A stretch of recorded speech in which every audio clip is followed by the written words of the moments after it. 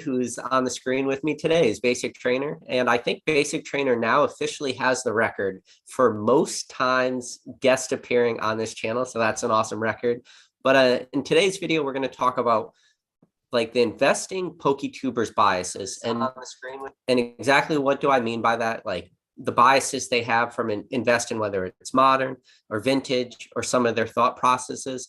But before we get into that Basic, I just want to first off say, thank you for coming on the channel. You're always super gracious to come on and join. But before we get into the investing topics and stuff like that and the biases of Poketubers, I would like to hear just what have you been up to lately? Anything new in the hobby? And I know pretty recently you did a pretty awesome PWCC purchase that it's a one of one in kind of Pokemon, but you could talk about that a little bit. Yeah. First off, thank you for having me on. Always a blast, when folks invite me to their channels and just talk hobby. So it's amazing to have that opportunity with you guys. But no, everything's good. Yeah, that one of one.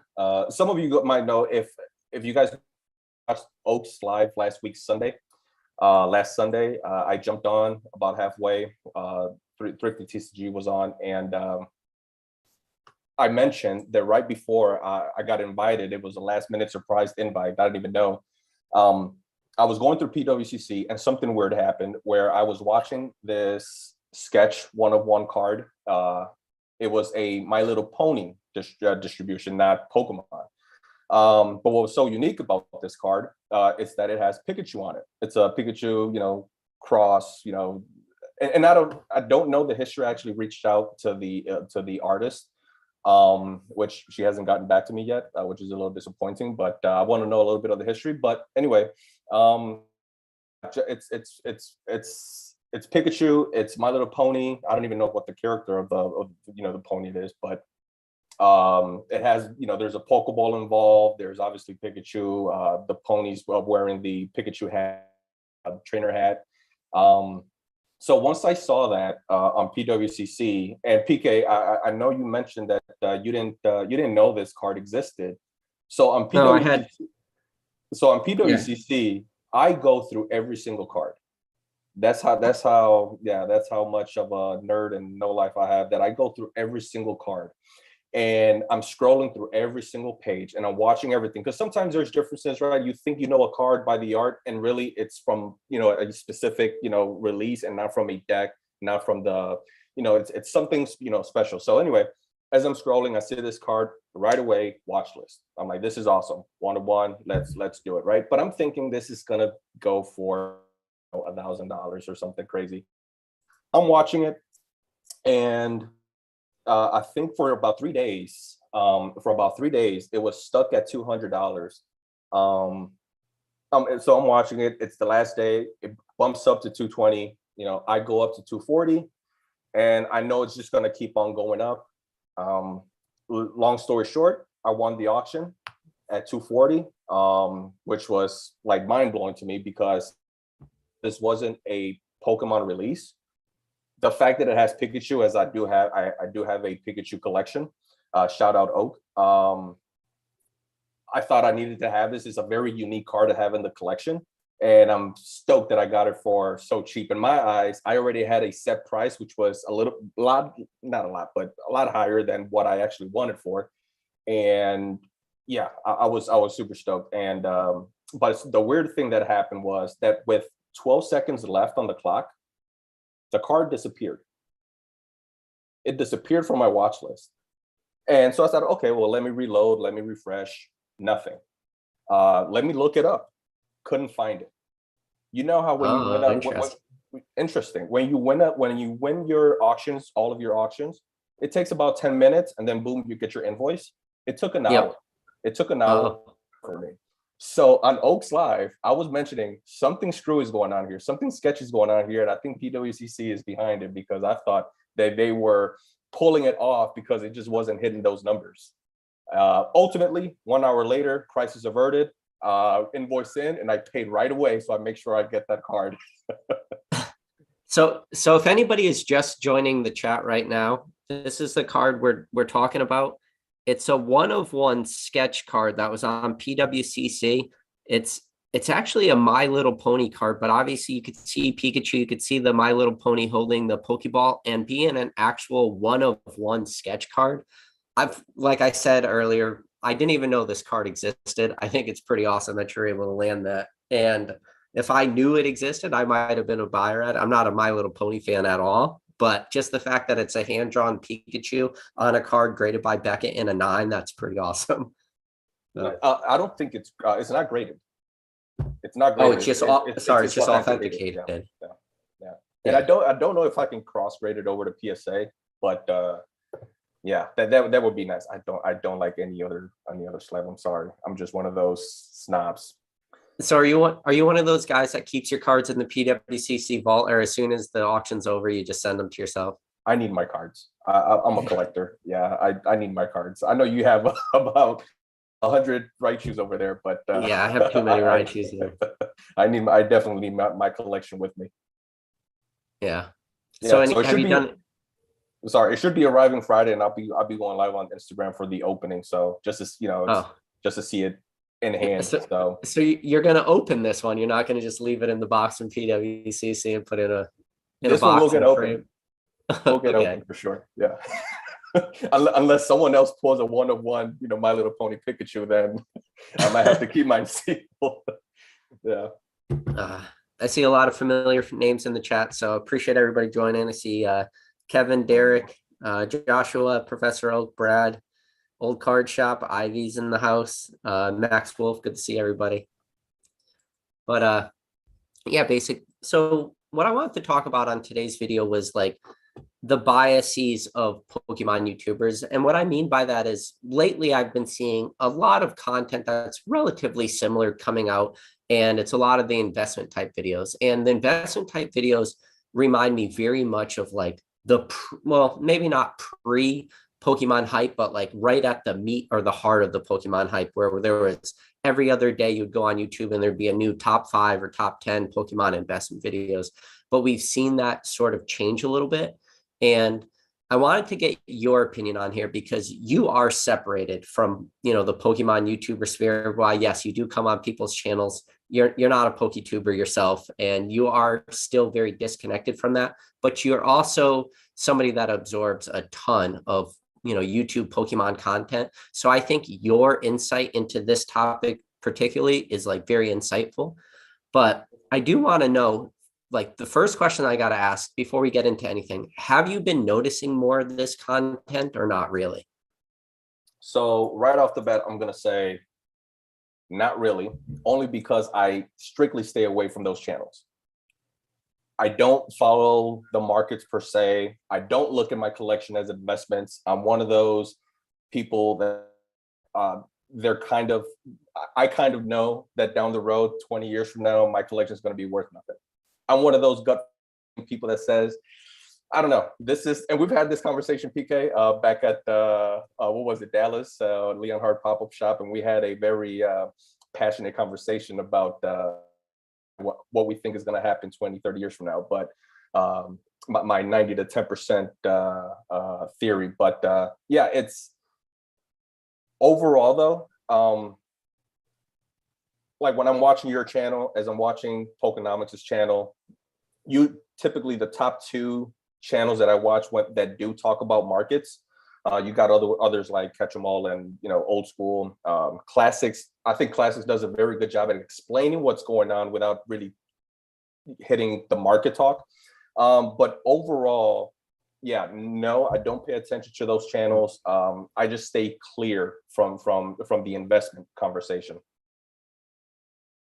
So one of the things that I think is one of the things I want to talk about, one of the things that I've noticed most about those type of videos, because during the hype, it was pretty easy, right? It was like everything was sort of just going in this upward trajectory. So it was easy to just point at any set of any product and be like, invest in this, it's going to go up. And for a little bit of time, everything did go up. But I think what the fear is, and what my fear always is if you're making those type of videos, you have to be making them with one sole intention in mind, is you're making those videos because you want the people to watch those to go out and invest in those products. Like, I don't see any other reason to make those videos if you don't think that the person watching it should go out and buy it. Like for me, if I were going to make an investment video or a top 5 or top 10, I would be making it with the sole intention that if anybody is watching this video, these are the products that that person should go out and buy.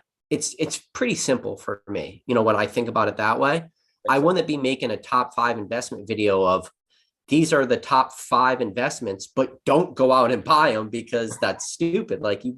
So when you do it that way, I think what my fear always has been is, what if your top 5 investments are not really the top 5 investments? Meaning, what if there are other investments out there or other avenues that the person watching your video, what if they were the potentially have spent their money in something else?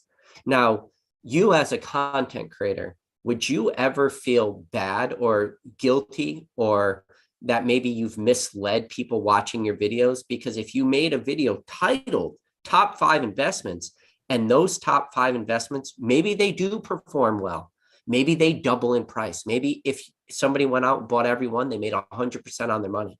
Now, what happens if there's other cards in the market or other products that 3x or 4x, or some of the shit we saw happen in 2020, 2021, 10x, do you feel guilty about that? Or is it just you trying to do another clickbaity top 5 video? So that's where my bias is that I'm always so afraid to make those videos, knowing that maybe there could be something else out there.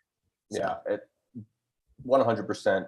We are very aware that, not calling them influencers, but content creators have a lot of influence with the viewers, right? I don't know about the situation with the Pikachu, the secret rare, correct? Yeah, and as soon as you mentioned it, yeah, eBay, you go on eBay, and then after like maybe an hour, they're nowhere to be found, or they've doubled in price. So that definitely happened. I'm definitely of, I've never seen that card before. Let me go on eBay and just check it out. Most of the time, I don't pull the trigger, because if I didn't like it in the first place, I don't go for it unless it's really that awesome. But I don't recall a single time after, hearing about a card for the first time, I actually go ahead and buy it. I would feel 100% guilty if I'm putting out videos, top 5 investments today in modern, and people get burned. Which is why if into that realm, that would definitely not be my content. I really don't know how people are able to make that content and be able to sleep at night, knowing that there could be at least one person pulling the trigger on one of those items, and you really know it's going to pan out. And a lot of these creators are actually talking with guarantees, 100% guarantee this is going to go up. Some of them may play the fine line, but yeah, it's the fact that there's no warning, there's no, hey guys, take this with a grain of salt, but this is what I'm investing in. Like, that's typically not the conversation starts off with. So what do you think, Basic? So we got Mason Berry in the chat. You think we should send out Mason Berry an invite to this too and get him in on this? Oh, for sure, we need Mason in here. That's definitely another different perspective as a shop owner, for sure. Yeah, I would like to hear his take on this too, being what he does. And I mean, he doesn't really make investment videos, but he's always talking about market videos in real time, right? Like, this is currently how he sees the market, because his insight in the market is very different than ours, right? Because a lot of the stuff, and I wouldn't even really call you much of an investor. You're an investor sometimes by default, Basic, because you're a collector first. And obviously, being a collector in this hobby, prices have just increased so much that you've become an investor, whether you want it to be or not. So I'm just sending Mason an invite. He's more than welcome to join. There's no force for him to join. He probably won't. I know he's a busy man, but I just emailed it to him. Yeah. So yesterday I was on a live, and I won't mention the channel, but I was on a live, and the question was posed: should content creators be hated on because they refer to their collection or Pokemon hobby in general as investing or investments? And I just chimed in with my little 2 cents and said 100% the Pokemon hobby and collectibles should not be taught in a investment form because of who the viewers are. Most of these viewers are not going to sit here and watch every single good market channel and study the markets and look at every single site where you can get your collectibles, study the prices. They're not going to do that, right? So by you just stating this is a top 5, or hey guys, I just picked this up, like even myself, I really don't like to show the cards because I'm afraid that somebody's going to, go out there, pick it up, and they're going to get burned. I literally think of when I buy a collectible, it's money down the drain. And that's how I live by when I'm buying my collectibles. People are out there listening to the influencers, YouTube content creators, investment, content creators, and taking their word for it. How many people, we'll never know, how many people got burned in 2020, even 2021, by listening to these content creators, even some that their intent was not to talk about investing in the markets, but just by throwing out the prices, right? Just yesterday, I saw I don't know if I'm not going to mention his name, but a channel that opened up his BGS return that he cracked from, that he cracked from BGS cases, trying to get higher grades, and most of them were lower grades, if not the Oh, you same. talk about Leon. You could talk about that. That's a great video, the Leonhardt one. So if anybody doesn't know, I'm sure a lot of people, well, not a lot, everyone who's watching this video is subscribed to Leonhardt, probably, or has been at some point. But he had resubmitted a bunch of his BGS 9.5s. And the thing that was most fascinating about that basic, it wasn't about the edges. It wasn't about the corners. It wasn't about the surface. What was the most amazing thing was the centering grade, that the centering grade kept changing on every single card, because you can make the argument, and that's what a lot of people do, is when he cracked that slab and handled the card again and resubmitted it, maybe he messed up an edge, maybe he messed up a corner, maybe he scratched the surface, but there's no way he could mess with the centering. So Right. The fact that the centering was constantly off, and the most glaring one was one of the ones he had was a centering grade of a 10. And I've graded a lot of cards now, with CGC, who gives subgrades, where I grade a lot of cards with PSA, but I never know what the centering is because PSA doesn't do subgrades. But when I submitted them to CGC, they constantly had subgrades on it. So it's drastic to go from a 10 centering to a 9. Like a 9, when you think about the things that I can grade. So I can grade like edges, surface, and corners probably being the easiest one, right? Like if it's got a white dot on it, it's probably a 9. So for the corner, or for the centering to go from a 10 to a 9, I'm just like, I have no clue how they get this, what they're using. Like, is it all eye appeal? Is it? So while my initial, reason why I clicked on it was just interested to see if they would actually grade higher. After watching the video, not even halfway in, all I can think about was, man, there's certainly a lot of conversation around buying slabs, lower grades, and then cross grading them with PSA, let's just say, for a higher grade. I said, how many people are going to get influenced, especially Leonhardt, who has a massive viewership?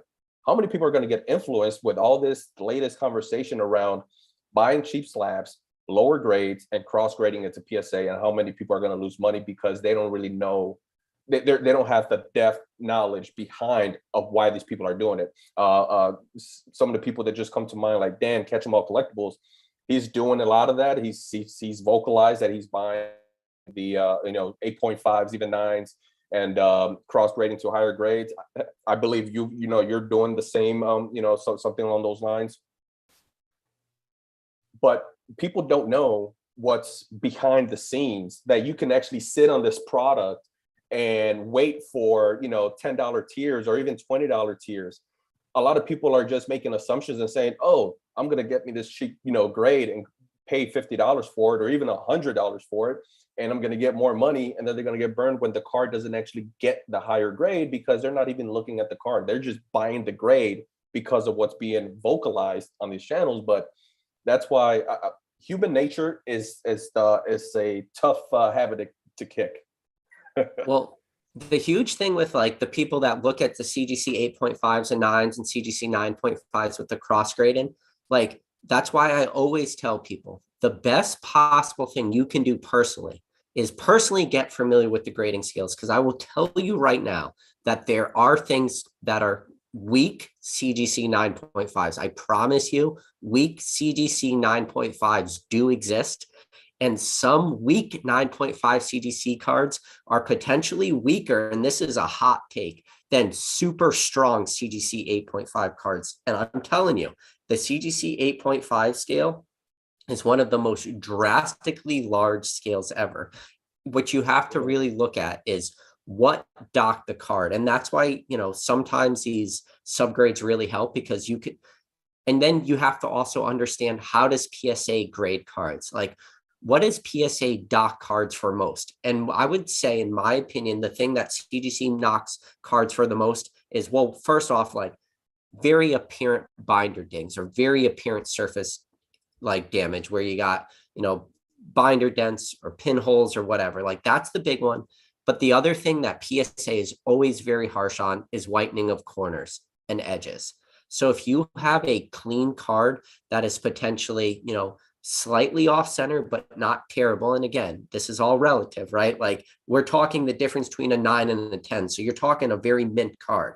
But I would say that PSA usually is relatively laxer on like very slight miscentering and very hard on like whitening of corners. So if you have a card from CGC that is slightly off center, but beautiful corners and beautiful edges, for me, in my opinion, that is a very strong PSA 10 candidate. But like, that's what we're talking about when we're like, be very careful with cracking cards. Not all cards are created equal. Not all cards are going to cross grade. It's funny you mentioned the whitening, because that's actually my number one criteria that I look at. It's the whitening. And if I see a lot of whitening, I can almost already bet what it's going to get based off the whitening, not centering, not, scratches. I mean, you're making assumptions when you're looking at an 8.5 or a 9 of how, the card's looking from a surface, and whatnot. But whitening to me is what dictates what PSA is really going to lean on as far as what they're going to give the grade, what grade they're going to give. And definitely get yourself a jeweler's loop. Get yourself 10x or 30x magnification. If you want to get a 30x magnification jeweler's loop, and then you will realize that every card you have has some super, there you go. That's all you need right there. Mine even has a light on it. It's pretty. Oh, you have the, you have the cool I got like the $8 Amazon special one day, and it replaced my old jeweler's loop. I'm on a budget. Yeah, but to kind of go back to what we were talking about, and the question we brought up of the bias. So this is where I want to ask, like, now, is my biases actually hurting me now, from your opinion? Because you're from the outside looking in, you're not part of this, area. So this is why you're a great guest for this.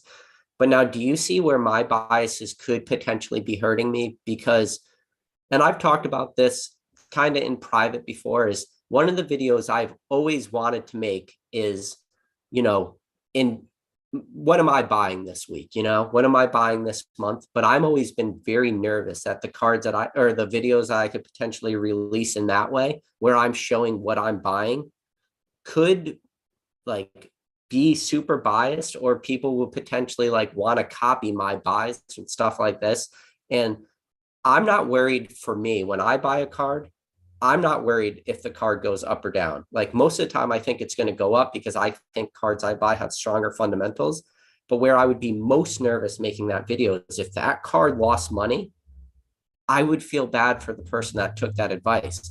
Where if that card goes down on me, I have nobody to blame but myself.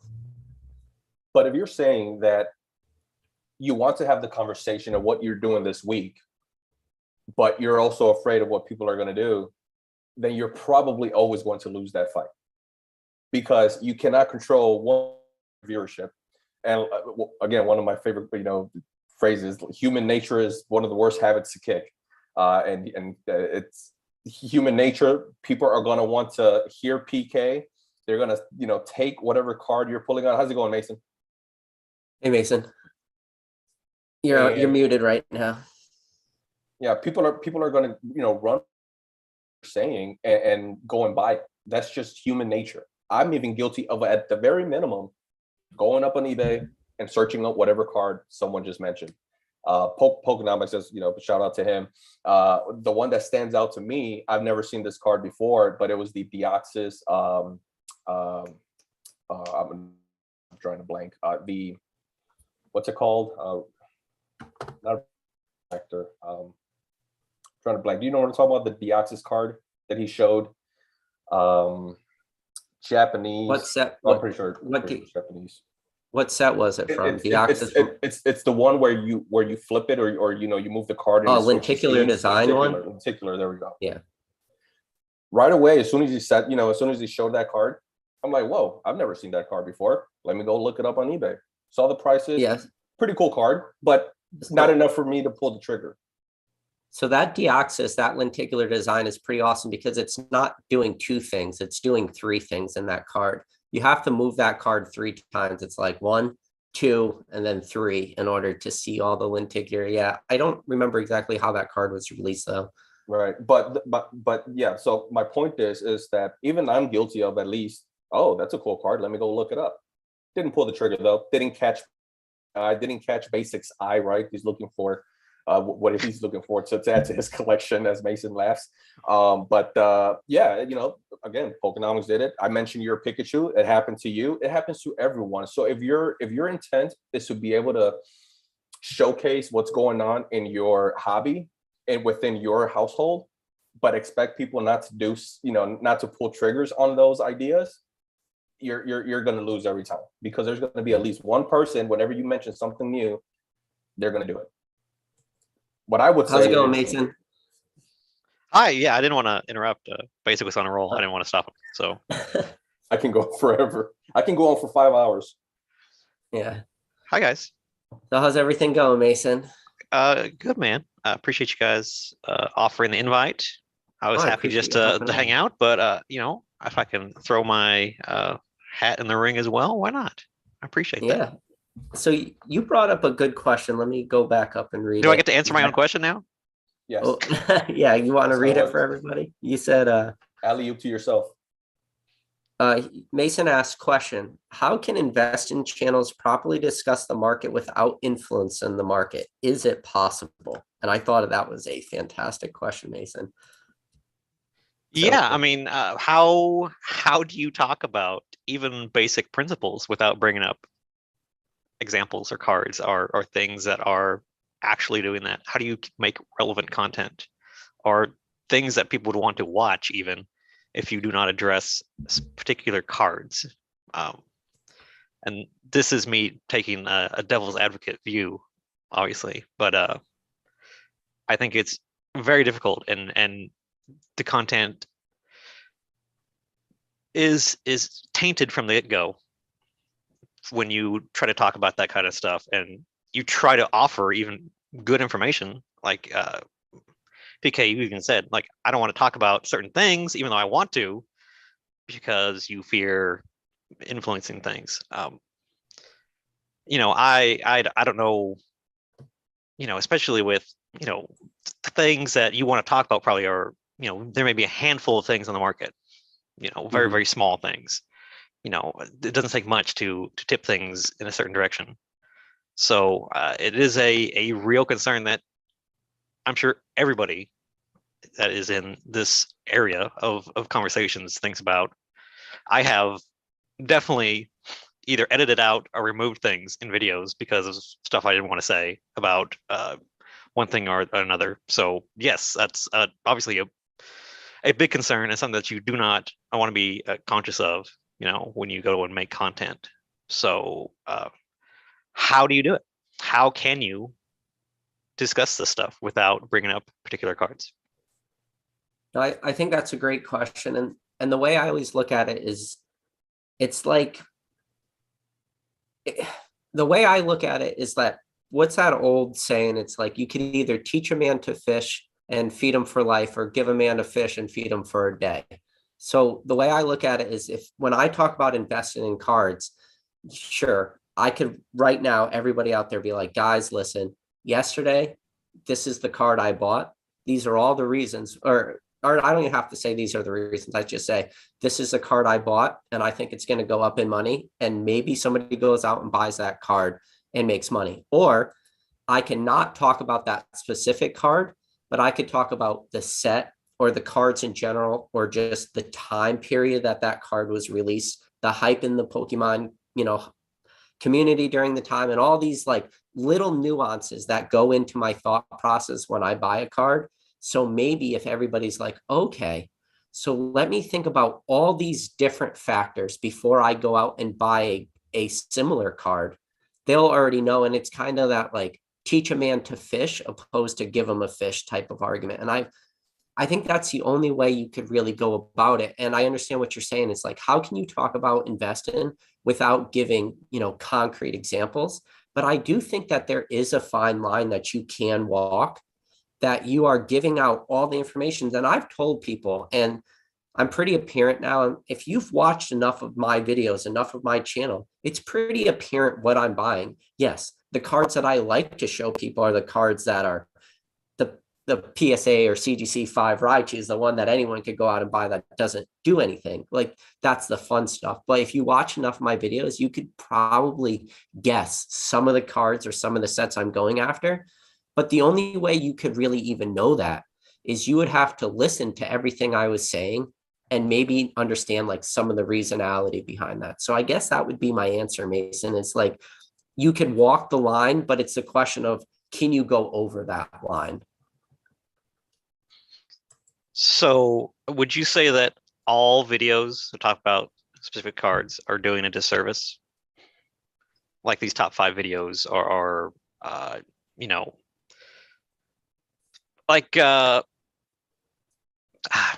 yes, I don't want to like say specific channels because I don't want to like put someone down a blast, even though I very much respect them. I don't want to say it. But if they say, oh, these are the best Mewtwo cards to invest in, or these are the most underrated whatever, that is a very popular format. Obviously, there's entire channels that do top 5s. So are they not beneficial to the hobby, or do they not at least give some sort of low-level entry point to give people, like you said, examples of things to go after and teach them at least what to look for? It's a double-edged sword. Yeah. Because the way I look at it is, right, once again, human nature, there's going to be a percentage of people that bypass the information that you just gave. They will not do their own digging and homework and research once they've heard that specific card. They're just going to hear the card, look it up, and buy it. There's going to be a percentage. So what do you do with those? That's the side of the sword that I'm worried about. I'm not so much worried about the folks that, are the points that I just made. They're going to do their own research, homework after after hearing the card for the first time. Oh, this is the best Mewtwo. I don't have this card. Let me go and do the research. What was the release on it? How rare is it? Older, rare, mint, or better? Does it apply to this card? A percentage is going to do that, and then there's a percentage that's not. I'm the one that says the greater percentage is not. And that's where I'm always going to fear that balance and balancing act as a content creator. I would have a hard time. I would have a hard time with that, because I'm always going to sit on the side that says most people are just going to pull the trigger without doing their own homework. So what I think the channels that I like, and the ones I flock to the most, are the channels that try to catch the falling knife, because a lot of these channels, I feel like they're not catching the falling knife. They're waiting for stuff to hit the rock bottom, and then they start talking about it as this stuff's on their rocket ships back up, or on that gradual slope up. And like, I'll give you an example. Something that I hadn't heard anybody talk about for a few months was, Celebration Ultra Premium Collection boxes. Then all of a sudden, that's all I hear. That's all anybody's making. And it's like, your window of time was real. You missed that window of time. If now you're talking about this, where there are some channels like Jake's channel, Jake constantly talks about cards that are on the downtrend, and I think those are the videos that I like the most, because it's the catching the falling knife, because when you catch the falling knife, like you have to now be looking at the true fundamentals of that card, because everybody always wants to buy the stuff that's going up. They don't want to start looking at the stuff that's starting to tank in price or start to go down and look at it and say, why is this going down? Is this card going down, or this product or this set, is it going down for a reason that makes sense to me? Or is it just like an irrational market, oversaturated market? And like Mason, that's why videos like yours are so valuable, because people see like, oh, okay, this is going down because there was a huge reprint, or, you know, all these things when, you know, happen. So just real quick, PTCG vlog said, what are your thoughts of YouTubers pricing cards as they put them in pack openings? And we'll talk about that, but what do you think about the falling knife thing? Do you think that that is a harder video to make? Or do you think that that is a video no one should make, where try to catch the falling knife?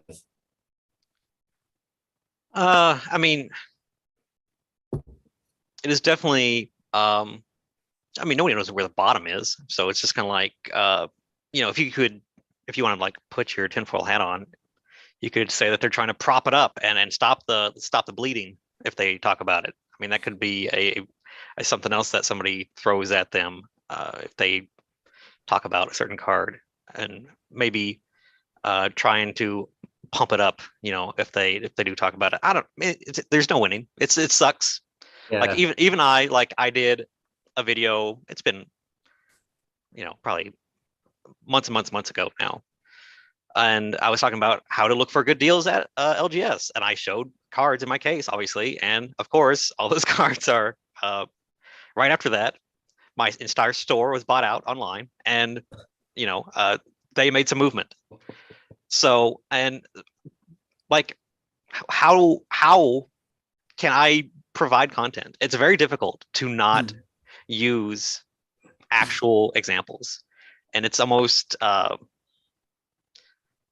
you have to talk about relevant things and things that people are actually looking for and there is genuine excitement for, or else they're not going to watch the content. So like, you have to talk about these certain cards or this popular Pokemon, or, you know, this certain era, because that's how you get the views. If you just throw hypotheticals and use it all loosey-goosey, and again, I'm playing devil's advocate a little bit, you know, you really struggle to put your point across and have people take that lesson and learn it if you don't give those types of examples. Yeah. So real quick, I just want to answer the super chat because it is a good question. PTC Vlogs asked, what are your thoughts on YouTubers pricing cards that they pull and when they pull them in pack openings? So I think I'm fine with it, in the sense that as long as they're not constantly quoting PSA 10 prices. And I think that right. was one of a lot of people's arguments, you know, during the height. And then even now they'll be like, well, we won't quote PSA 10 prices, but we'll still quote PSA 9 prices. And it's like, okay, you pulled this pack fresh $150 card and you're going to quote a PSA 9 or PSA 10 price, and the price of that card is $50 or $100 in PSA 10.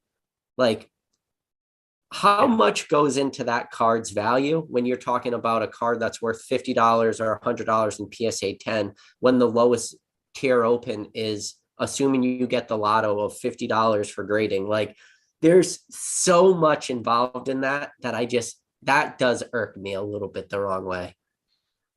Because yeah, I think it's really shitty when, especially pack opening channels or people that sell packs are opening and saying, oh, this is a $25,000 box we're gonna bust. Like, okay, cool. Like, I think even that is misleading and not misleading, but and it's always an inflated price. It's never accurate. Even today's, right. Even on today's. Yeah. So I think that's a negative as well. And you know, if you're selling packs and then you talk about the cards that are in the at PSA whatever, that's bad. That is not good content. That should not be a thing. I would love a title one day of a video of this. Let's open this booster box that I paid $600 for and sold packs for $400. Watch how much money I make, you know? And it's like, yeah. It's like, oh, you paid how much for that booster box? You sold it for how much? So something along those lines, but I feel some way that it's even worse. And I'm going to mention this content creator because I don't feel like this content creator is really in this hobby for real. Oh shoot. Ludwig. Ludwig had a video that came out, I want to say it was last week. And he got his return, PSA return, and which included, I want to say it was a first edition Lugia in there. Yeah, I want to say it was a first edition Lugia and others. Was that right after like the $130,000 10 sold, or was that? No, this was last week. This is new. This is brand new recent video. Yeah, he just got his submission back, and he brought on Island Grown. He brought him, just kind of discuss as he's doing the grade reveals and whatnot. Me searching up eBay on daily, I know what these prices are going for, and every single card, granted, it's already graded. It's already a PSA 8, 9, or 10. When he would post the price of this card, every single price was double of the actual market price. Double. So here's where I'm here and forget that part, right? Here's my fear. Once again, knowing that there's going to be a percentage of people out there that are going to be looking at that first edition Lugia, which, if I recall, he quoted at $3,000 in a PSA 8, but it's $1,000 right now. Someone saw that, went on eBay and bought a card or two at $1,000 because they got it at a discount. Because Ludwig's price was $3,000, but yet on eBay it's less than $1,000 for a PSA 8. Someone went out there and made their purchase. To me, that's even worse. But it's almost to the same example that at least be accurate with the prices.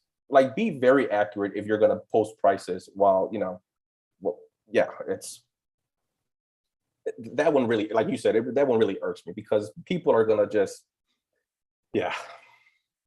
So you said Booyah, then shout out again. You say Booyah if you're watching this. You're always welcome on this channel. I've been trying to get him on this channel since, like, I think I had, my first live ever. But he brought up a good point that they do it for clicks. So it goes back to that conversation of if you can so now it's one thing to make investment type videos, but then it's another thing to do things for clicks. If you're doing it with the sole intention for clicks, is that even more detrimental? Or can you even make the argument that people making these videos, they don't owe it to their listeners to lead them in the right direction? Because when you think about it, really, no Poketuber out there, with the exception of the one guy who left, who at the beginning of every video reminded everybody that he was an investment advisor, but minus that one person, most of us are, with the exception, well, probably all of us are not investment advisors. And we've made that very clear in multiple videos. Like, I'm not an investment advisor. I'm a geologist, guys. Like, take my words with a grain of salt. But, like, do Poketubers do they not even need to do that? And really, they could say any price. Like, if you want to play the extreme devil's advocate, it's like, maybe they're not doing anything wrong, which I don't agree with, but we could play that devil's advocate. What do you think, Mason? Oh, I can't even play that angle. I can't do that. No. No, there are YouTubers out there that obviously do this for a living, make this their career of choice, and Lord help them, they got to do what they got to do to keep the ads flowing. But yeah, you can't be under the veil of, I'm trying to help you, here's my advice to you, this is my recommendations, and be talking about these prices and things. And that is not a good look, especially to the people that are among you and are making different types of content and trying to it makes it very difficult for us to not call you out and call you on your shit when you are obviously just trying to go out there and rile people up and get views and use these crazy prices to drum up clicks. It's super obvious. Yes, so we know you're doing it, and yes, we talk about you behind your back. We do. This is the thing. This is only where I have to challenge that, Mason, is we know Like me, Yes. you, Yes, of basic. course. The people Correct. in this chat know they're doing that. But Yes. where my fear always is what about, and I've talked about this before in basic, and I'm sure you've talked about this. The people watching our channels, they're in like the 1% or the 5% of the knowledge of this hobby. They're not the average Pokemon person. And you probably deal with the most widest spectrum of Pokemon enthusiasts coming through your store every day. So if anybody knows that wide scale is you, and I'm sure you get the super hyper focused collectors that walk in and they're scanning your case and they're ignoring some stuff and going right after other stuff. And then you probably have the other people who are asking you questions all the time. Like, I don't know, so I would give an example, like the Rainbow Rare Chunkachu from Vivid Voltage. They ask me, like, what set? They always set point did that these out. come They always point out those cards and be like, "Oh, is that a base set Charizard?" And it's the one from like Celebrations. I was like, "Well, no, it's got a big Pikachu head on it, so no, it's not. That's not the Charizard." But you know, it's close. It's supposed to be. It's supposed to look like it. That's the point. Yeah. But no. Yes, I get all ranges. I get all types. I get yes, and yeah, it's. I feel I also have a duty here to be like, okay, I know you know about this card. There's variants. It's not like Yu-Gi-Oh level of variants, but there's variants of these things. There's reprints. There's stuff that exists. They're not all the same. They're not all, you know, even a base set Charizard is not equal to the one that everybody always stonks and talk about. So yes, there's a lot of that I, as a store owner, feel obligated as a person that is trying to foster a healthy community and, you know, healthy customers that are making good decisions. I want them to continue to come back. That's the goal. So why lie to them for that one sale when I could get them over very many more sales? That's the whole point of having a local community. Yes. That's the whole, you know, that's, I have people that come to my store and ask me my opinion because they respect my opinion now and not because they want financial advice. Like, that's not what I'm there to do. I'm not there to tell them what to invest their money in. I am happy to guide them and say, hey, you like this, how about this? But that's a different thing. It's not financially motivated. Mason, let me ask a question there with that statement. Sorry, PK. Do you think they're asking you that question because they respect your opinion because you're on YouTube? Meaning if you remove the YouTube away?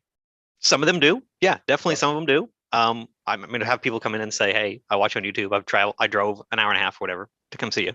That has definitely happened. And yeah, they ask me opinions on stuff, but no, I don't think it's not always that. And definitely from people with lower level knowledge, they don't know who I am. You know, most people don't. A vast majority of my customers don't know I'm on YouTube, I would even say.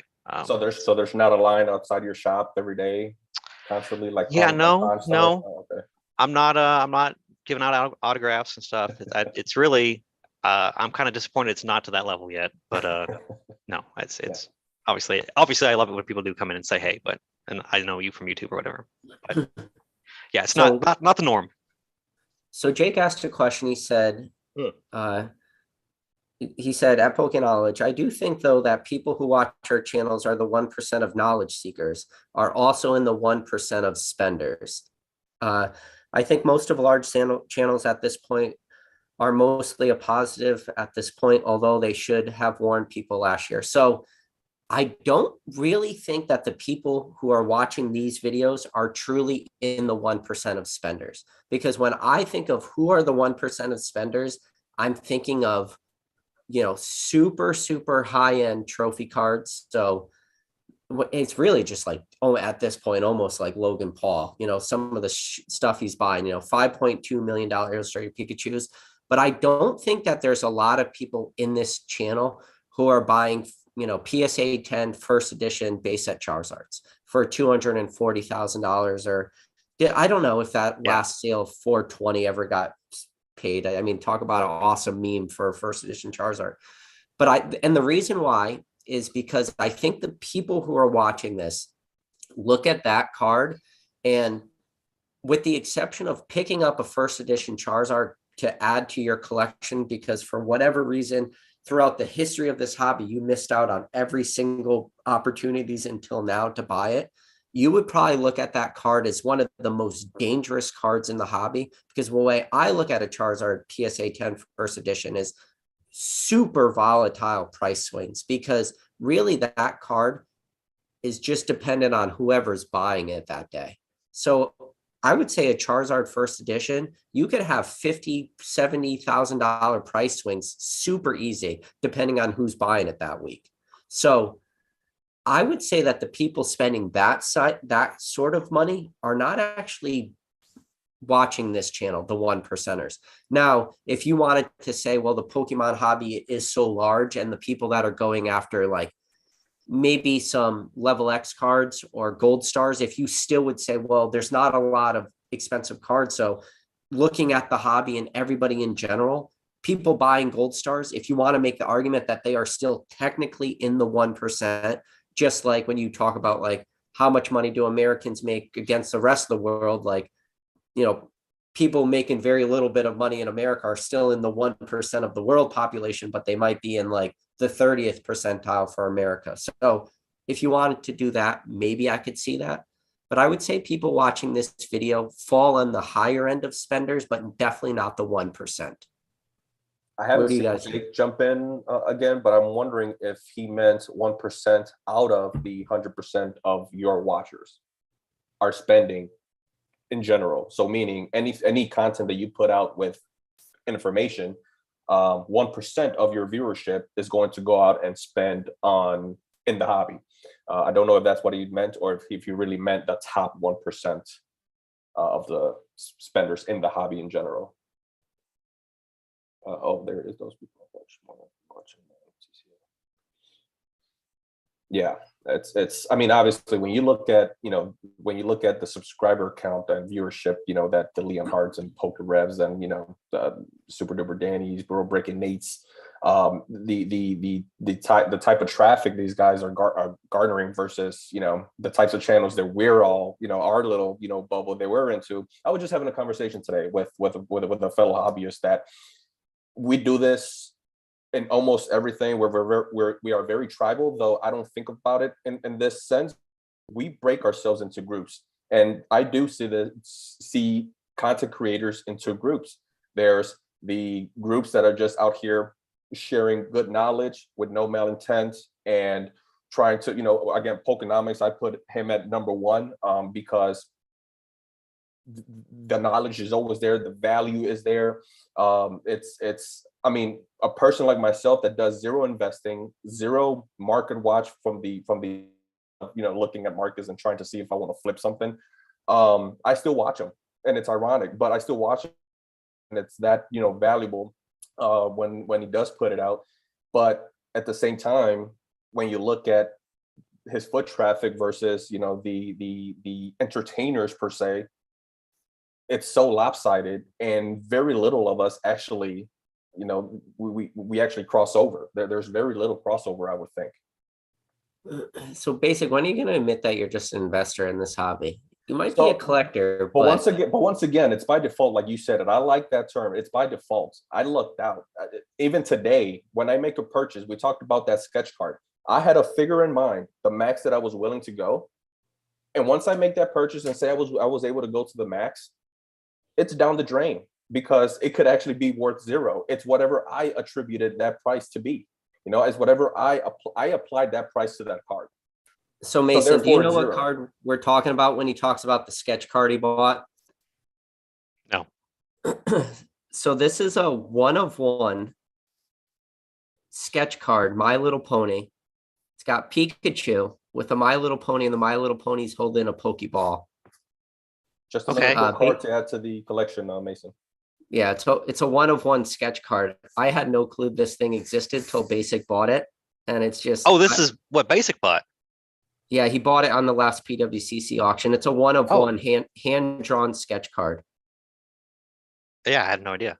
I had no clue it even existed. And we always talk about like, what if Pokemon is going to get a 1-of-1? And he got an actual. I don't even know how the license agreement for this could have possibly worked. I reached out to the artist to get a little bit more of the history behind this card and how it all works, maybe behind the scenes, but she hasn't She hasn't replied yet, so she hasn't responded. She probably realized. So this is what the back of the card looks like. Everybody So- hit her up. Everybody. Oh, look so up it on is like Instagram. an official card. It's not like just like a card on card stock. It was like a this, thing that was in a pack, or this was it came just out of like drawn? a My Little Pony pack, What? but it has a Pikachu, and the pony is holding a Pokeball. with a trainer cap. Am I getting trolled? Are you guys like being serious right now? Is this This- real? This is a real 1-of-1 card with a How? Pikachu, a My How would Little they- Pony holding a Pokeball, and this is don't the believe back of the card. I don't believe it. It's great. It's graded by Beckett. I don't believe it. No. Smoke and But- mirrors, PK. For you of all people to believe this, I can't believe it. It came off of PWCC. we I will basic when you're holding it in your hand, I will believe it. But until that point, I am we all got duped. We all got duped. agreed. We all got duped. Agreed. So I told the weird story that happened behind it, but anyway, an hour later, it actually showed up as an invoice. I paid right away. Whenever I buy from PWCC, which is almost every single week, I get it on Friday. So I'm tracking it. I should get it here on Friday, and I'll be going live on Instagram to do a review. So. Oh, I thought you were gonna say that you were gonna make your YouTube debut with that card. No YouTube. Okay. I'll rip it from Instagram and I'll upload it myself. All right, go ahead. You actually have the rights. You have the green light. No, I don't want to put my name associated with that card. That's obviously fake and been photoshopped. I don't want that.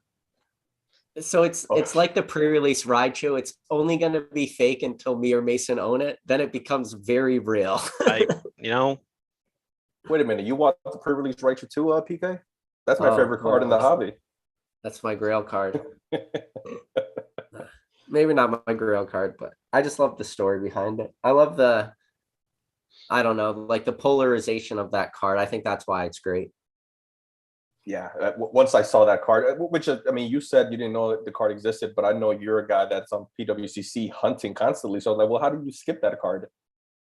Because it was listed as a My Little Pony card, and that's not in my search terms. That's why. Oh, but okay, so I'm gonna hurt myself here, but this is what I do. I always give my information, my top valued information for free. When I PWCC Thursday, at what is it, 8 o'clock, I believe. Pokemon, that's it. Pokemon, and you get all of the new listings. Nothing specific, just Pokemon. So that My Little Pony card had Pokemon in the title. So I spent about 2 hours going through every single item on that list, and whatever ends up on my watch list, then Sunday we'll Why are you shaking your head over there, Mason? How much did you pay for that card? So yeah, full disclosure, especially because this one's a 1-of-1, so I'm not afraid of shilling or manipulating the market unless there's more sketch cards out there. I had my price in mind of what I attribute to that card in order to be in my collection. Okay. I paid $240. Well, $240 was the winning bid. $280 after the premium, and sure. I think even shipping. So yeah, that's $280 for that card of 1-of-1. It's freaking amazing. It's a bargain. I got it for way less than what I was willing to pay. If that card was advertised correctly and was advertised to the right people, that card would have sold for way more. But don't you think that people? You don't think so, Mason?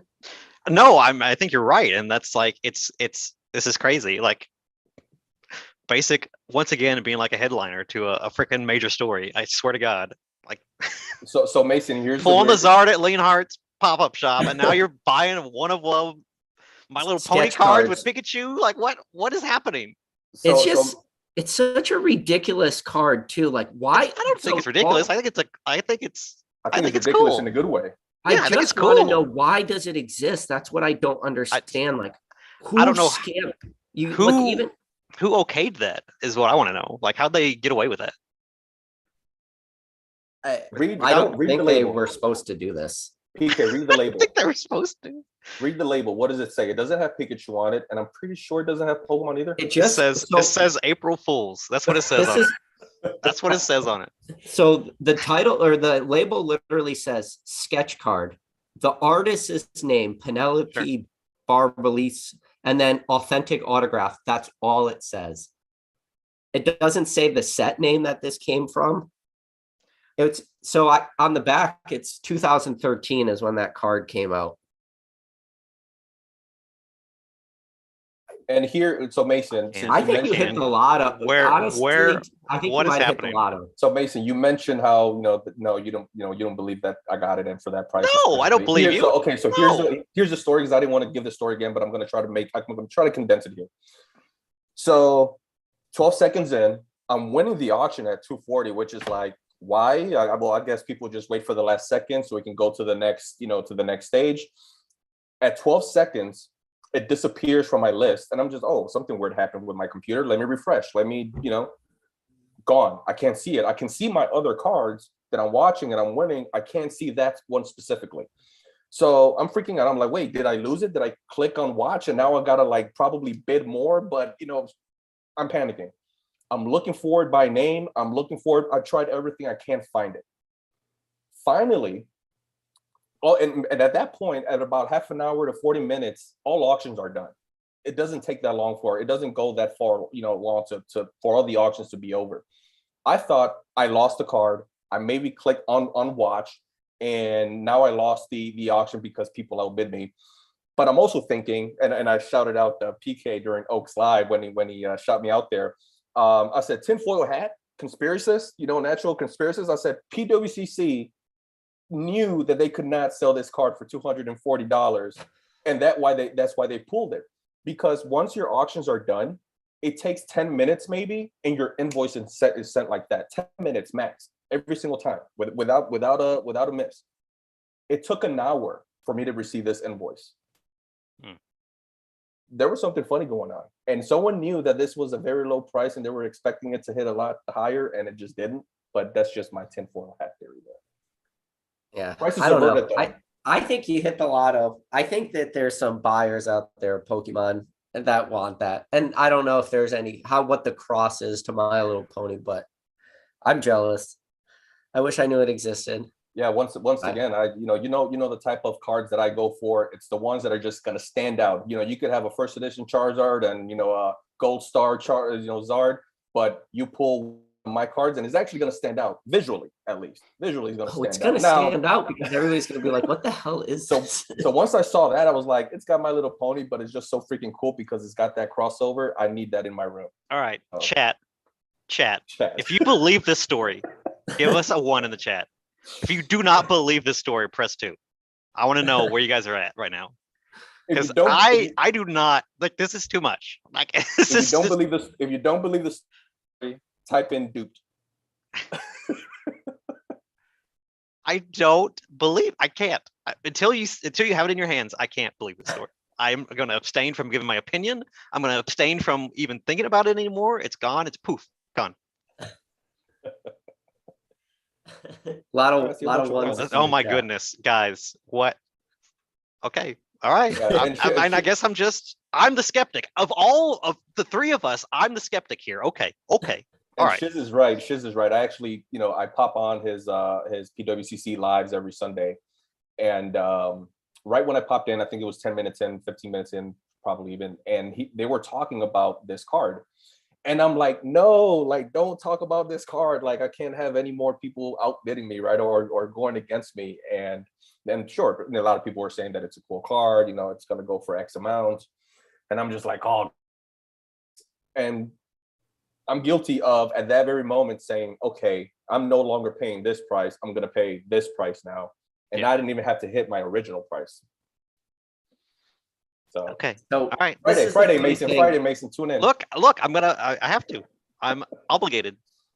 I will feel bad if I miss it now. Old Card Shop said you're crazy for paying over $69.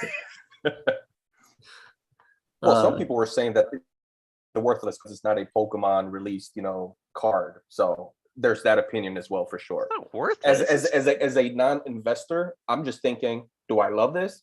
Does it appeal to me? Do I think it's cool? I need it in my collection. That's all. I mean, for 200 whatever dollars, I mean, why not? Yeah. Yeah, exactly. And Yeah, it's in a slab. Like what? Like where's the downside to this? I love that people think that that card is fan made after being pulled from a pack. No, guys, it's a legit, like, one of one artist rendered card from a pack. It's ridiculous. Everybody reach out to Penelope Barbalios, because I cannot get a hold of her. I want to get a little bit more history behind it, but she's just not reaching out. So, real quick segue. Have you heard anything How do you about segue from that? Okay, go ahead. Well, now we'll change. I guess we'll just change the subject real quick, Mason, because you know, you always have your ear. You know what's going on. What have you heard about Astral Radiance? Oh, do you want to like know my what numbers look like? Is that what we're asking? Not so much your numbers, but so from what I've heard, like real loosely, is that allocation numbers for Astral Radiance seems like they're up for a lot of people. Oh, really? Are you not getting that? I'm in a lot of like Facebook groups with a lot of store owners, and they're actually saying they're getting cut really harshly. I don't know. I don't know what's the truth right now, because my numbers aren't in yet. My guys, they haven't locked them in. I have my numbers that I put in, obviously, but they haven't changed. And then normally they will put a little star next to them whenever they're locked in that I'm getting them. So yeah, a lot of people were saying that they got cut by like 80%, like 80% cuts, which is crazy to me. I can't believe that. Like, that's insane to me. And they're like, this is people that are not new stores. This is not new, customers that they've been buying for years Pokemon, and they got cut. I don't know. Maybe it's this first wave they got, and maybe they're getting confused and they're just not getting the full story. I don't know what's happening. I wish I could tell you what's happening, but it's another weird one. It's another weird one, and that's why I haven't made a video about it, because I don't want to, until I learn and get my numbers, so I can at least give my own personal perspective of it. I have no idea what's going on. When do you usually get your numbers in relative to the release? A month out is typically what we do. Now, for things like Evolving Skies, I got it like super early, like 2.5 months before the set released. And then, sometimes it'll be when it was like with battle styles and things, when they were trying to figure things out with the waves and all that stuff, it was even later than the month. So it can wiggle in between there, but yeah, I should have them already for the normal timeline, but I don't. But some people do, apparently. So I don't know what's happening. I don't know what's up. That is interesting that I'm not in the Facebook groups like that, with owners and stuff. So I wouldn't, but that's crazy. And I will find out how true that is. But if 80%, the question would be, if Pokemon wasn't printing Astral Radiance, like, what the heck were they printing all this time? Right. What are they doing? Yeah, exactly. Yeah, I mean, my thought is that they have to be getting, maybe that's their first wave number or something like that, where they'll be delaying it some more. I don't know. Like I said, until I get my stuff, for sure, I have no idea. What are your guys' thoughts on Evolving Skies? What do you think the percentage or the chance of a reprint of that is? But me personally, I'm like close to 100%, 90%. Yes, I agree.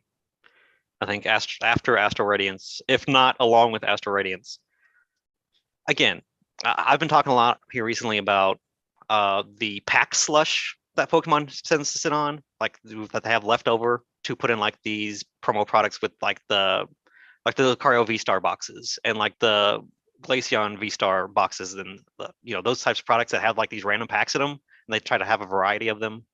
Like we had like Cosmic Eclipse got dropped in these random things here recently, and it's just because they just have them sitting around still, and they kind of keep some back stock in case they have to fill these holes with different kind of packs. That's just what they do. So I'm thinking as we progress forward, they're gonna, we can release the stuff from Evolving Skies because we have enough from Brilliant Stars and Fusion Strike, for example, to put in packs now, or put in those boxes now. So as that stuff gets released, they'll go ahead and package them and release them in. They won't release booster boxes, but they'll release ETBs.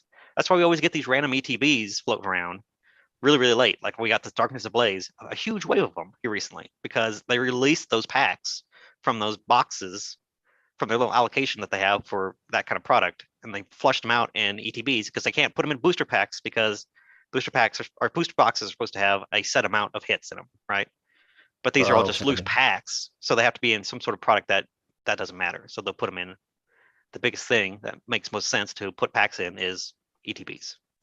So until something like that happens, and when we get more Evolving Skies ETBs, or we just get a straight up actual factual reprint, that's when we're going to see stuff. But I would bet money that we will get a reprint of it. Absolutely. This is not the last that we've seen of Evolving Skies, for sure. Yeah. It has to be. It's just too popular of a set. Yeah, and it's so far out of, I mean, for it to go out of rotation, we're talking a long time from now.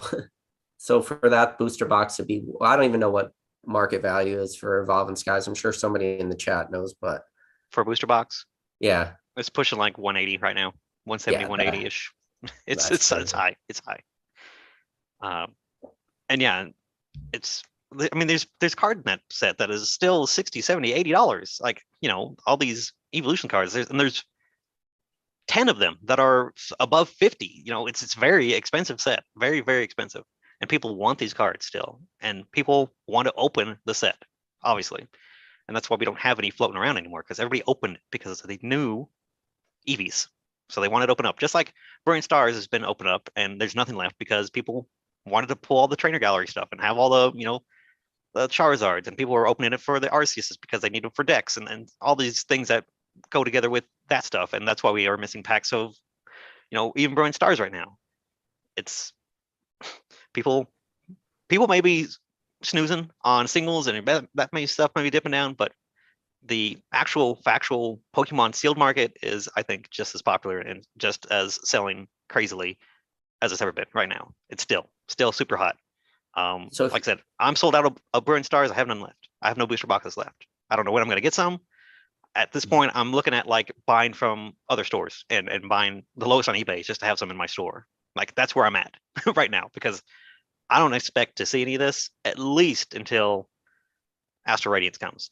And maybe even after that. We got 7 booster boxes downstairs, Mason. I got 1 case and 1 loose booster. All right, work me a deal. What can you do for me? They're not for sale. Oh, so well.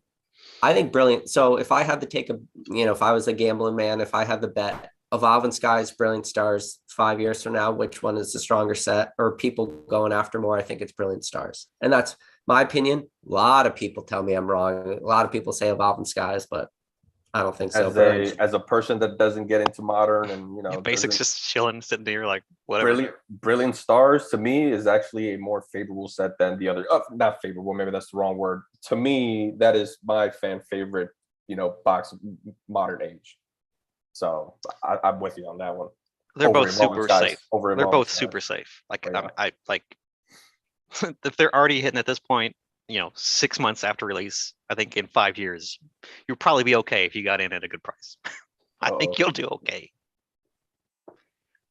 PK, I have no doubt that you're going to be okay on those boxes down there if I don't buy them from you. I think you'll be okay. Yeah. And I think they could reprint the set to the moon. And in 5 years, it's going to be okay again, because, again, those cards, all the EVs and the alternate arts and all that stuff, it's going to be okay. It'll be okay. You're not going to lose money. I'm not going to say you'll make millions or, you know, thousands, but you'll make money.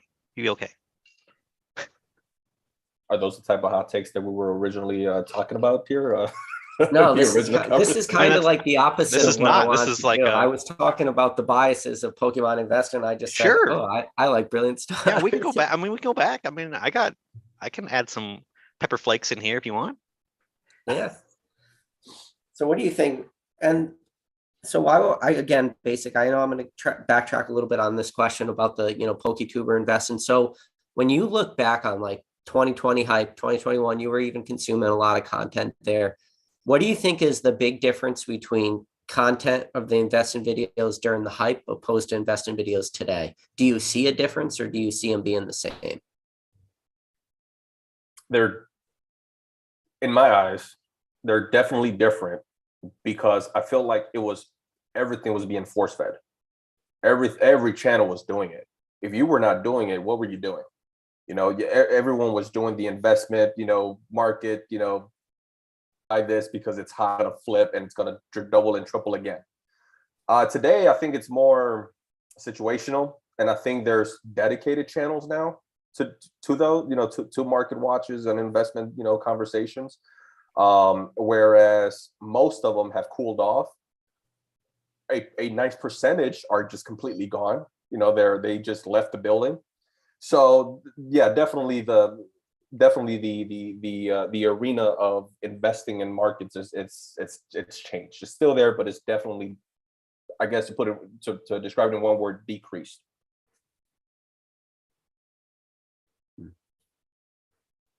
So Yeah. Mason, Yes. yeah, Go ahead. go ahead. No, I was watching the chat pop off is all. Yeah, so you seen any big buys come through your doors lately? Big- Not a whole lot of crazy stuff. Had some graded stuff come through. You know, better graded stuff. Well, better in the sense of like it's modern stuff, but it actually has decent grades. So that's at least a good thing. I've been actually listening to a lot of that, trying to get it before we get too far down this rabbit hole. But yeah, other than like that, a lot of like you know, people trying to move a lot of like V's and full arts and stuff. You know, people kind of thinning out the collections, which is pretty typical of even like people when they do get in normal times, and they kind of just like, oh, I want to keep the best of the stuff, and then I'll sell off the rest of the, you know, middle of the road crap and full arts, and they really care about Pokemon they don't really care about. It's pretty common to see them move and sell that kind of stuff off. So that's kind of like what we're seeing right now. I have a whole lot of like you know, like Battle Styles V's, Chilling Rain V's, that kind of stuff that are churning through, and I'm just stacking apparently because yeah, that kind of low level stuff. People buy it, but obviously not in the same amount that if I'm getting, you know, multiple copies of them a week and I'm selling one that same week, I'm losing a battle there. But you know, you just gotta adjust your buy prices a little bit to be a little safer on that stuff, so I don't feel so bad sitting on them. So your website's pretty big. I mean, you got a lot of product on there, especially when it I comes mean, to singles and a stuff little like bit. that. Yeah. What do you think is the most, maybe not undervalued, what do you think is the best deal right now for cards you have on your website? That'd be Do you like a have good any buy cards that for. you price to sell and you're like, yeah, you know what, this card's priced to sell, or no? Our website's actually, it's tied into TCG Player, so it auto updates. Okay. So I can tell you what a lot of people are buying right now, if you are Yeah, interested in like hearing about that kind of stuff. definitely. I'm seeing a lot of people going back through in like past sets and kind of filling holes. You know, that maybe they, you know, people that are, yeah, they're opening a bunch of Chilling Rain, and they said, I'm done opening Chilling Rain. I don't want to open anymore. God's sakes, I don't need any more of that crap. Like, I'm just gonna go buy out the higher stuff. So a lot of the rainbows are moving, and which is weird. But I'm seeing, you know, people with, they're gonna buy 10 rainbows from me because they're trying to complete these damn sets because they're so big they can't pull these cards. So I'm seeing a lot of that happening right now, and people going back through and just kind of like these more recent sets and really just plucking out like the alternate arts and all that stuff just to try to fill these holes that they're tired of chasing packs and opening these packs at this point. You know, that it's always a losing battle trying to pull this stuff, but even more so now, they're like, okay, now that I've had my fill of opening packs, I'm done. I'm just going to buy the card because this is ridiculous. So I'm seeing a lot of that right now where people are going back and buying a lot of the higher end stuff. My case is actually looking kind of thin right now on, you know, higher stuff, rainbows and stuff. So uh, like I said, a lot of people are just, I think, trying to go back and just fill in these holes that they opened 300 packs of Chilling Rain, and now they're like, oh crap, I only have 3 rainbows of the 10 or whatever, how many there is. You know, so Yeah. I'm seeing a lot of that happening. Is it easy to gauge the people that are coming in buying your singles and see who's filling their holes or who's grading? Does that happen a lot? grading wise? I don't think a lot of people are coming in right now looking for grading, at least, especially not for modern. Like that's not a. I wouldn't say that they Even are. like those rainbows, or okay. Meh, I Like looking mean, for those like brilliant star, Charizard or. yeah, I don't think so. I used to get a lot of trade-ins with like in the card savers with the little tab on them, like Mhm. already like ready to be sent off, but they just like, oh screw it, I'm just gonna trade them in because that's never gonna happen. I'm not gonna wait No. a year for the bulk tier to open, so I'm just screw it. I'm gonna sell it to Mason. Yeah. That's what I've been Well, seeing a lot here recently. Yeah. yeah. I've recently, a lot of the raw cards I've been buying on eBay have coming to me exactly the same. They're in penny savers, Yep. in card saver ones with the pull tab on it. I'm like, oh, you were gonna do what I'm gonna Yep. do, huh? They already saved you the trouble. See, they're just slap the new label on it and send it off. You're good to go. Yeah. I actually want to answer this, or have you answer this question, because it's a great question I don't have the answer to. So Dylan Smith asked two questions. He says, any thoughts if celebrations will get a reprint? But more importantly, he asked, and you could answer this, how much is still in the distribution chain? So I personally would say, no, I do not believe Celebrations is getting a reprint. I do believe that there is a lot in the distribution chain, but again, I don't have like definitive answer for this. Mason does. So I mean, I don't have a definitive answer. I have an okay, idea. I have an educated guess that I can tell you. Um, fair enough. are they printing Celebrations right now? Absolutely not. I don't think so. I think Celebrations is done being printed. Now, what is probably they do have backstocks of, and even the folks that go out and stock like Walmart's, Targets, and things. I think they have Celebrations on deck to put out for a while. The like the lunchbox tins, like those metal tins, and the Pikachu V Union boxes that have the four sections of like the giant jumbo Pikachu collage looking thing. We had a lot of those show up really late. Like I'm talking like 2 months ago, probably, of Celebrations. I bought in a whole bunch of them. And if I was getting a whole bunch of them, that like MJ Holding and all those guys got a bunch of them. So I think if you're going out and you're looking for Celebrations, I don't think it's going to be too crazy difficult yet. But like I said, and I've said this in I think other lives too, but if Pokemon went and sent out an email and said, "Hey, Celebrations is going away," that's like them being nice for a change and warning you. If you don't have any of this stuff, you got to go get it right now because it's going to go up, and there's not going to be any more from us. Like there's not going to be any more on Pokemon Center's website for sure. I think they're done doing all that. But yes, I think that they're done printing it. But is it like the last we'll ever see of it? I doubt it. Is it all getting all bought up on eBay? Probably not. I haven't looked because I still have some. Why would I look? But no, I doubt that there's any real scarcity to it yet. But 3 months from now, 6 months from now, who knows? Maybe. And I think you're right. When you said Pokemon sent that out to be nice, I think you're 100% right. Like Yeah. Pokemon was like, listen, we will tell everybody that this will no longer be in print, and people will still speculate if this is getting a reprint. Like, Yeah. I mean, and they've never done that before. They've never been like, yeah, okay, but never. it makes sense. Like they're not going to sell the 25th anniversary set in the next year, in the 27th year. Like that's silly. So I think they're probably done with all that. And like I said, what's out there is out there, but there's still a lot out there. So don't panic yet. But yeah. Oh yeah, and I think UPCs are the different story, of course.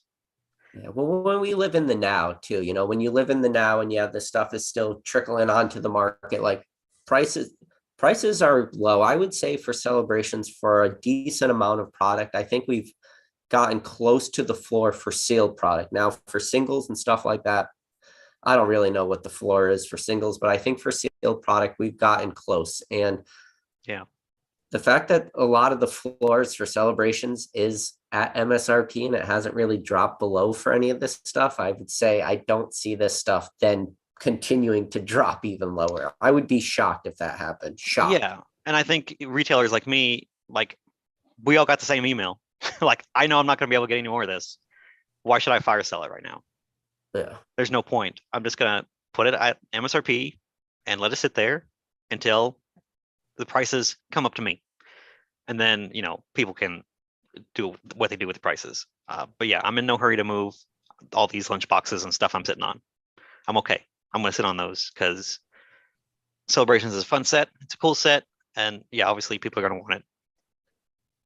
So Yeah, so old card shop said call on the floor, but I don't know how long the floor is going to last. This could be a long floor, man. This could be the Taj Mahal. Who knows? a floor of what, Celebration singles?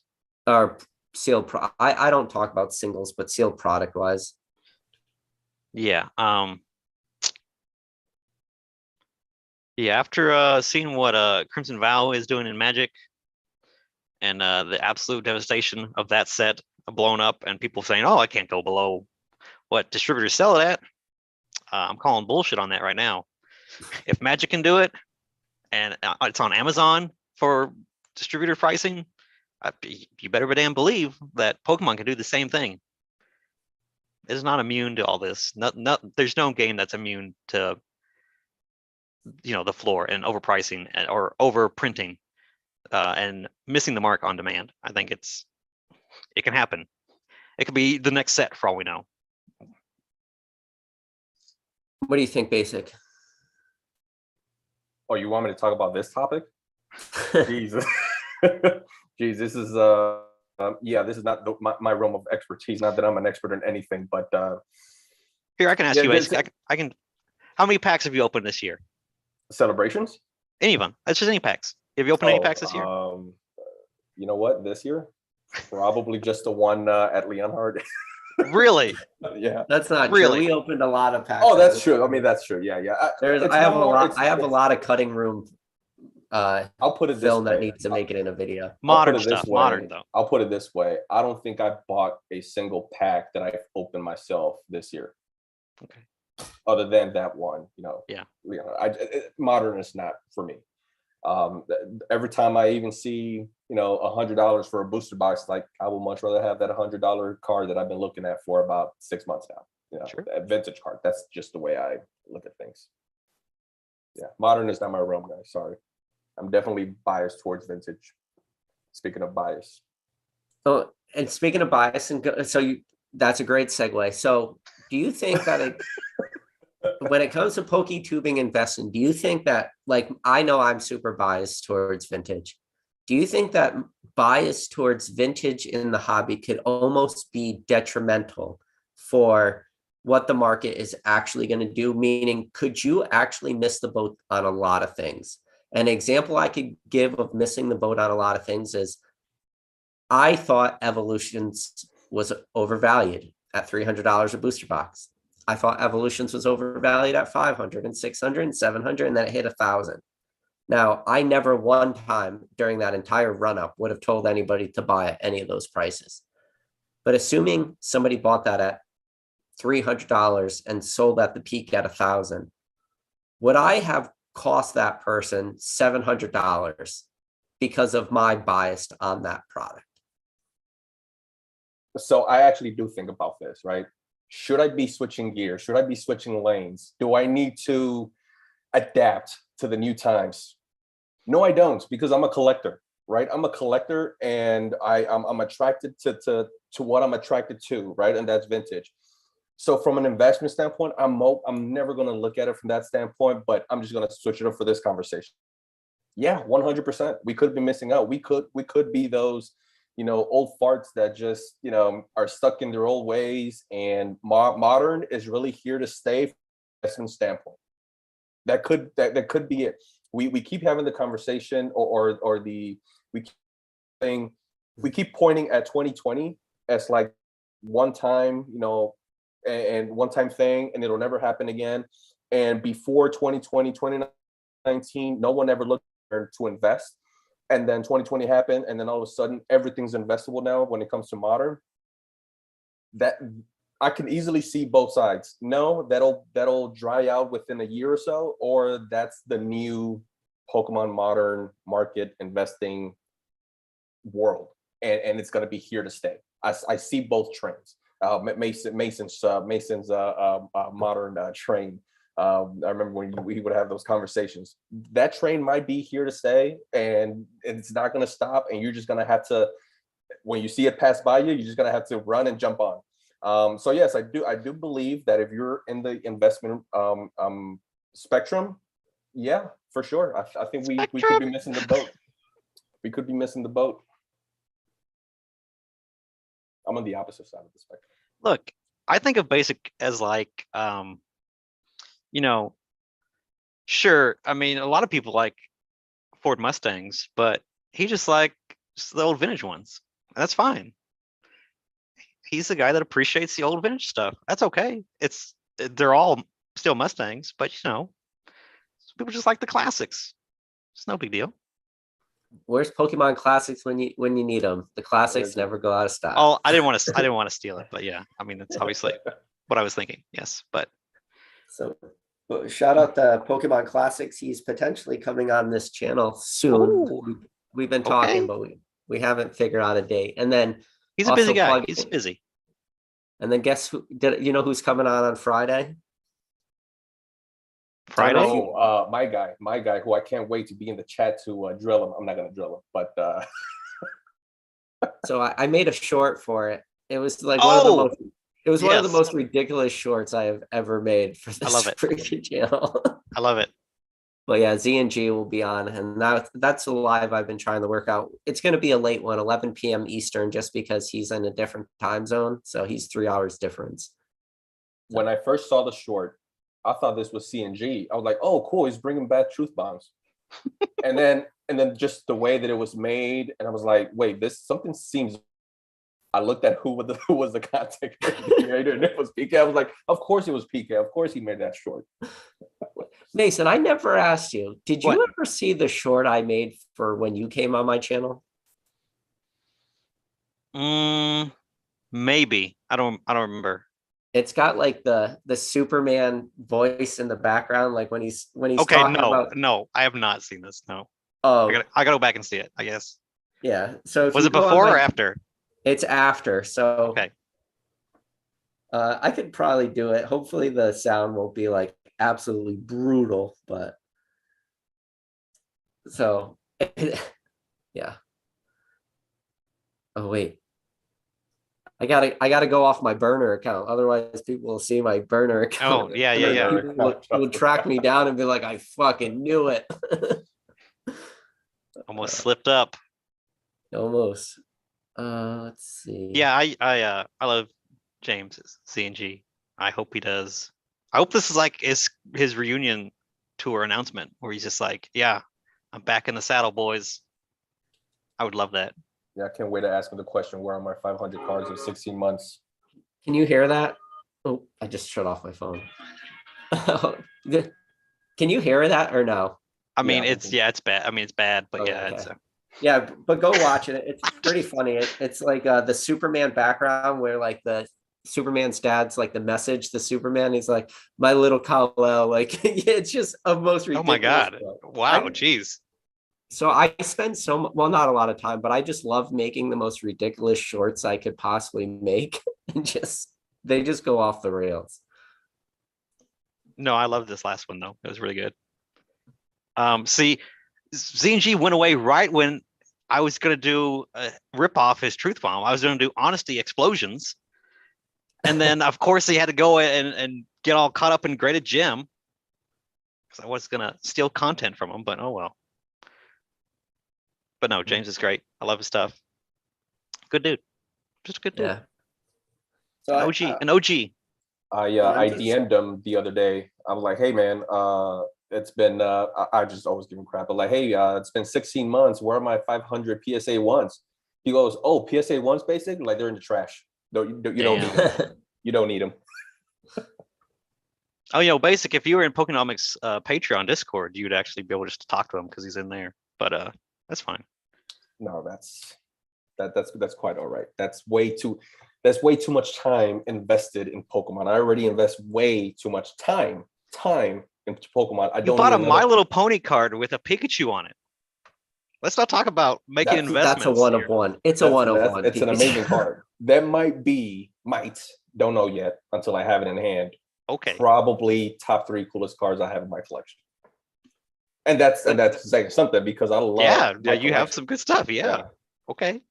Would the conversation of paywall discords, would that be too hot of a topic to even try to tackle right now. It's Why? getting kind of- I mean, Jake's in here. Like, what?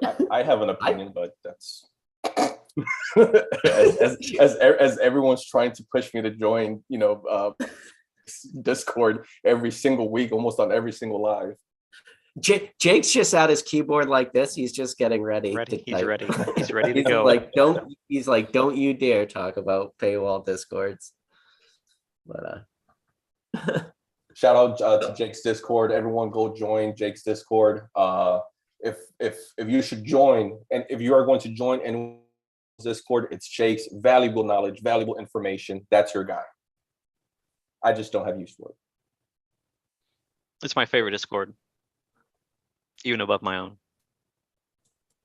What does that tell you? What does that tell you? I would be there for the Mason memes and jokes. That's I do Photoshops in there just for that Discord. I the other day I made one up. I mean, yeah, I'm dropping hilarity. Be there for the Swami appearances. Yeah. So, late night chats. So once again, I definitely would join just for that reason. But now that means that I'm dedicating my entire day to Pokemon, and that just cannot happen. No, it's fair. It's fair. There'll be no free time. Yeah. But yeah, it's 10:40. So a lot of people in this chat is saying that my wife. Jake says, "Okay, let's go." Jake wants to hear everyone's opinion. That's all good. Oh man, I'll go first. Jake. I'll go first if you guys. Go ahead. I'll give my opinion on paywall discords. As someone that pays to be in the Discord, there is a lot of discussions that go in that chat, and it's nice because the people that are in that conversation are participating are all people that are very engaged. They want to be there. They want to have these types of discussions. So it does cultivate and give a pool of people that are participating in a conversation that makes it feel like I'm doing a live like this, but over Discord. Like it's people that have genuine knowledge and that are telling me information that I don't have to go and like watch a video for or to do, because they have that type of experience and knowledge that I don't have, especially with vintage. I don't know shit about vintage, like especially like pop reports and all that stuff. And these guys do. This is what they do. This is what they do all day long. So for me, I am a sponge there. I'm just there for the memes and just to drop and be along the way while I'm a fly on the wall. God, cat hair, Jesus Christ. So you're the occasional distraction. Yeah, I'm the troll in that chat, as opposed to the person that is dropping any valuable knowledge. Like I'm just there to listen to them. Like, so for me, that chat is very good because I'm learning about all these things. And there's people that are, collect coins, and they're talking about coins in there. And we had somebody that our two guys that did a like impromptu, not really impromptu. It was just like it was scheduled, but it was kind of like spur of that week, had a couple days to prepare of a thing about just like an entry to coins and coin collecting, which was really cool. And so, yeah, it's a collector's chat of people that are hardcore collectors and want to have those types of discussions. And whenever you walk in at any given time, you can walk in and start a conversation and have somebody come back with you and talk to you about it that is either equal or just as knowledgeable or knows even more than you about whatever. I think that's awesome. I think that's a very valuable thing. My opinion, and it's just an opinion, and it's just my opinion alone, has nothing to do with Jake's Discord. I love Jake. If there's one Discord to join, again, it's his. I think we all love Jake. That's not I'm generalizing here. Paywalls. I would say 99% of paywalls should not exist. Content creators that have paywalls, that have Patreons, and whatnot. The value is not there. The knowledge is not there. They are being opportunists, and taking advantage might be a little strong, but that's kind of the field that I'm looking at. They're taking advantage of their crowd. Therefore, I would suggest every single person to not jump into these memberships, Patreons, and whatnot, because what are you getting out of it? Why are you doing it? Is it for knowledge? Is it for educating yourself in the hobby? Is it furthering your growth in the hobby? Then 99% of them are not it, right? Jake just happens to be the, and I think he gets, I've heard a few people that, give him a bad rap because, oh, he has a Patreon. And just to be fully transparent, he first started out, and this is a lot of the angles that I get. He started out saying, I don't want to do Patreons. I don't want to do paywalls and whatnot. Okay, I get how, contradictory, but at the same time, when he is providing such a service, when he is dishing out so much knowledge, educating you should charge a fee. 100%. 100%. We can all change our oil. It's a very easy task. But we'll rather go pay $20, $25, what have you, because it's convenient. So for people to educate themselves, there's a percentage for sure that are trying to educate themselves, trying to, again, further themselves in the hobby. It's very convenient to just pay the man, as Mason's, famous words to me, pay the man and and just get the information. And it's awesome. And you're actually getting it from a real, what I would say, professor in the field, and not, just some Joe Schmo that because of his viewership and foot traffic is taking advantage of his, viewers. So yeah, in general, to me, it's just a bad idea for 99% of the viewers.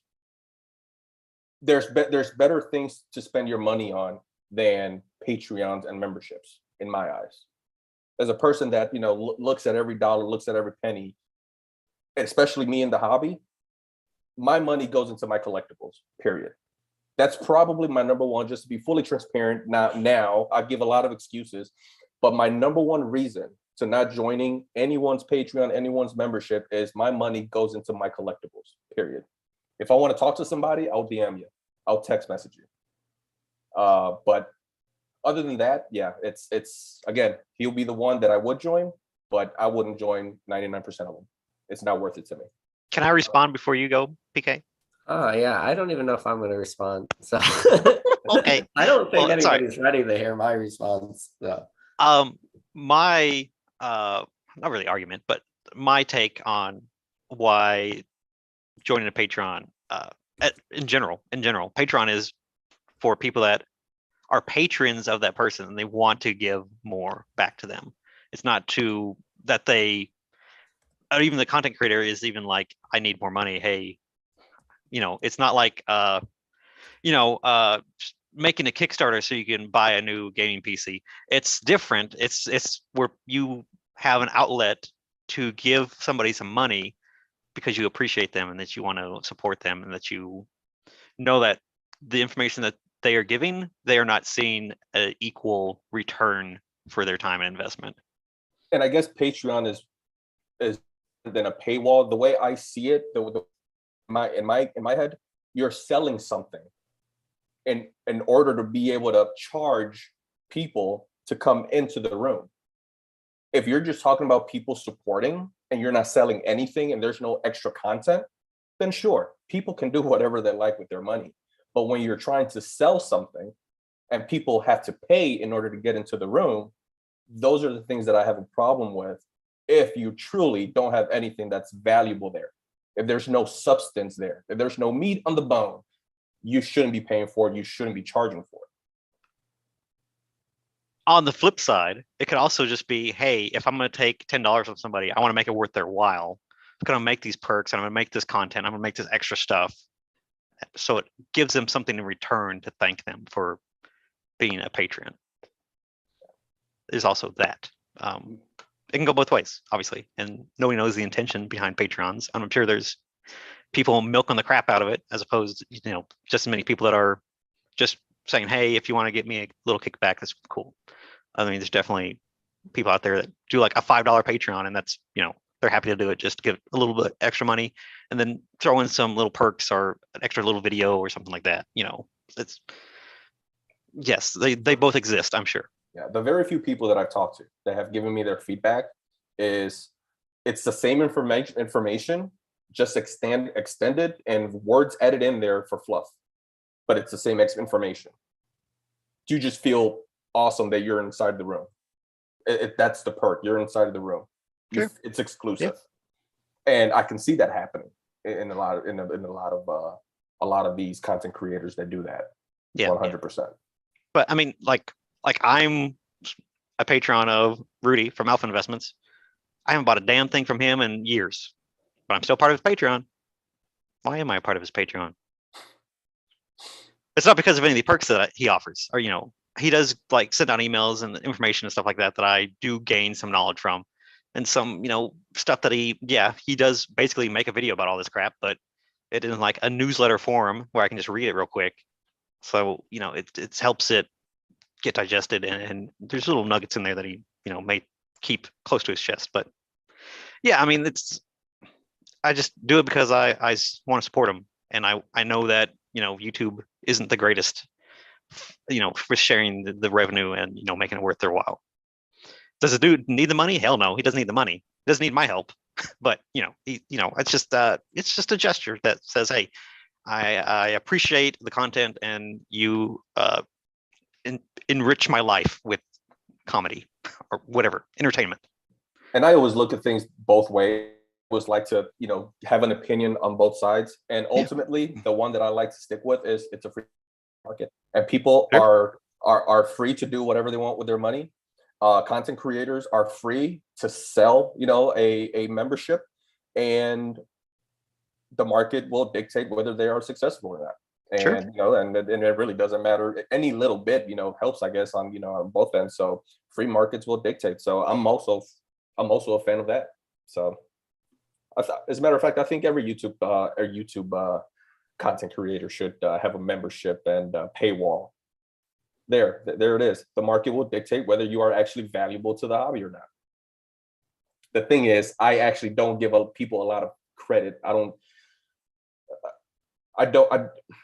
There's a lot of people, they're just throw money at stuff, and they're just not very financially savvy, and they're just throwing away their money. And that's my fear as a person that really challenges himself to budget and make sure that money's going in the right places. I feel like a lot of people are just throwing away their money, and that's really where my feeling stems from.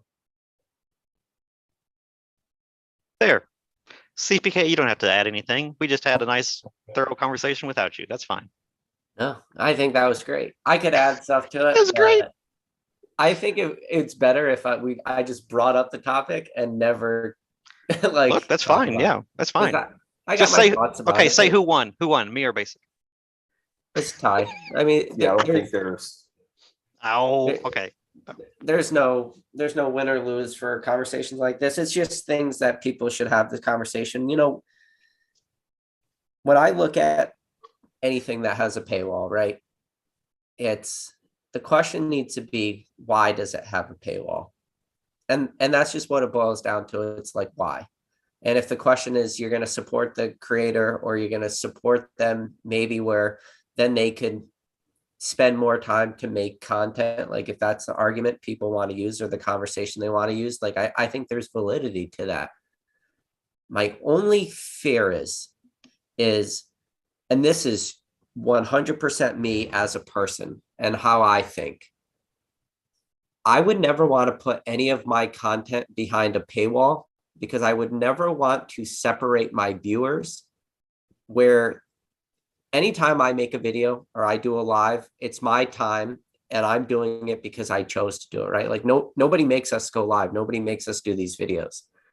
But I don't want to ever accidentally segue my viewership where only some of my viewership that is willing to support me on a financial level is now going to be eligible for this sort of content, where I'm the one making this rational decision as a person to make content for everyone.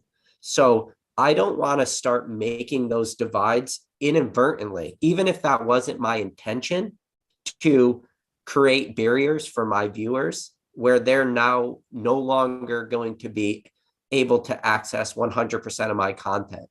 The way I think, and this is just my bias, is that everything I make, every live I go on, I want it to be available to everyone. I don't want anyone to ever say to me like, listen, I like to watch you, I like your content, but there's just some stuff I will never be able to see because there's like a paywall to it. So that's just me. But I don't want to talk about it anymore. That's the kind of product. I know. Who said he wasn't going to talk about it and then talked about it for 3 minutes. But does that make sense? Like, of course, yeah. If I make the conscious decision to do content, I want everyone to enjoy it. There should be no barriers to entry for my content. It's like, if you like it, then it's available to you. And if you don't like it, why not? from that standpoint, as a person that doesn't have any content to sell or, even for free, if I were to do one, there's no way that I'm doing a paywall. That's not what I want. That's not what I do. That's not what I want for the hobby. Yeah, I would buy to be in. I would buy Basic Trainer's NFT if I wanted to support him. I mean, that's how I would do it if I wanted to. Yeah. I'd buy his sweatshirt. I'd buy a sweatshirt. Sure. Of Basic wearing the sweatshirt of Rattle. Like big time Inception. Sweatshirt inside the sweatshirt inside the sweatshirt. I would love to buy Rattle's hat if it wasn't as pricey as it was. I understand why it is so expensive, but I would definitely. Oh yeah, I saw that they're doing like fitted hats, right? Yeah, I think they are. Yeah. I'm not going to mention the name, but there's actually a content creator out there that has a shirt with me and the meme of me pulling the Zard. So it's not a sweatshirt, but it's a shirt. Yeah. So shout out to Felipe D. Sosa. Thank you for the super chat. He said, "This is support because I see the value. Thanks everyone. Love these lives." No, I appreciate it. PK, what a shill. Look at him. Old Card Shop talking shit about paywalls, and now he's getting free money. Wow, surprise. Wow, guys, give him money. Give him a $1.99 super chat. Go ahead. Everybody in the chat, do it now. Go ahead. And prove me wrong. As we're talking on the subject, this makes sense to me. Thanks, Old Card Shop. This is completely voluntary, right? They're not getting any extra content other than maybe skipping the line, and getting their comment or question or what have you answered. But this is completely 100% voluntary by the consumer. You're not selling anything. You're not opening anything up. It's their choice. It has nothing to do with the content creator. Very different, in my eyes, at least. Yes. Yeah, Jake. So Jake said, he gets paid hourly for being a therapist. Should you not pay your doctors and lawyers for their expertise? That expertise also came with degrees and, establishments and organizations and whatnot. This hobby, yeah. What are we talking about? It's a hobby. And then again, Jake is the one that I would, because and I'm cut you off, PK, I'm sorry.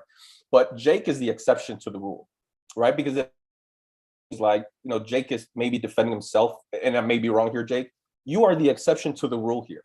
I'm talking about 99% of the people that do this.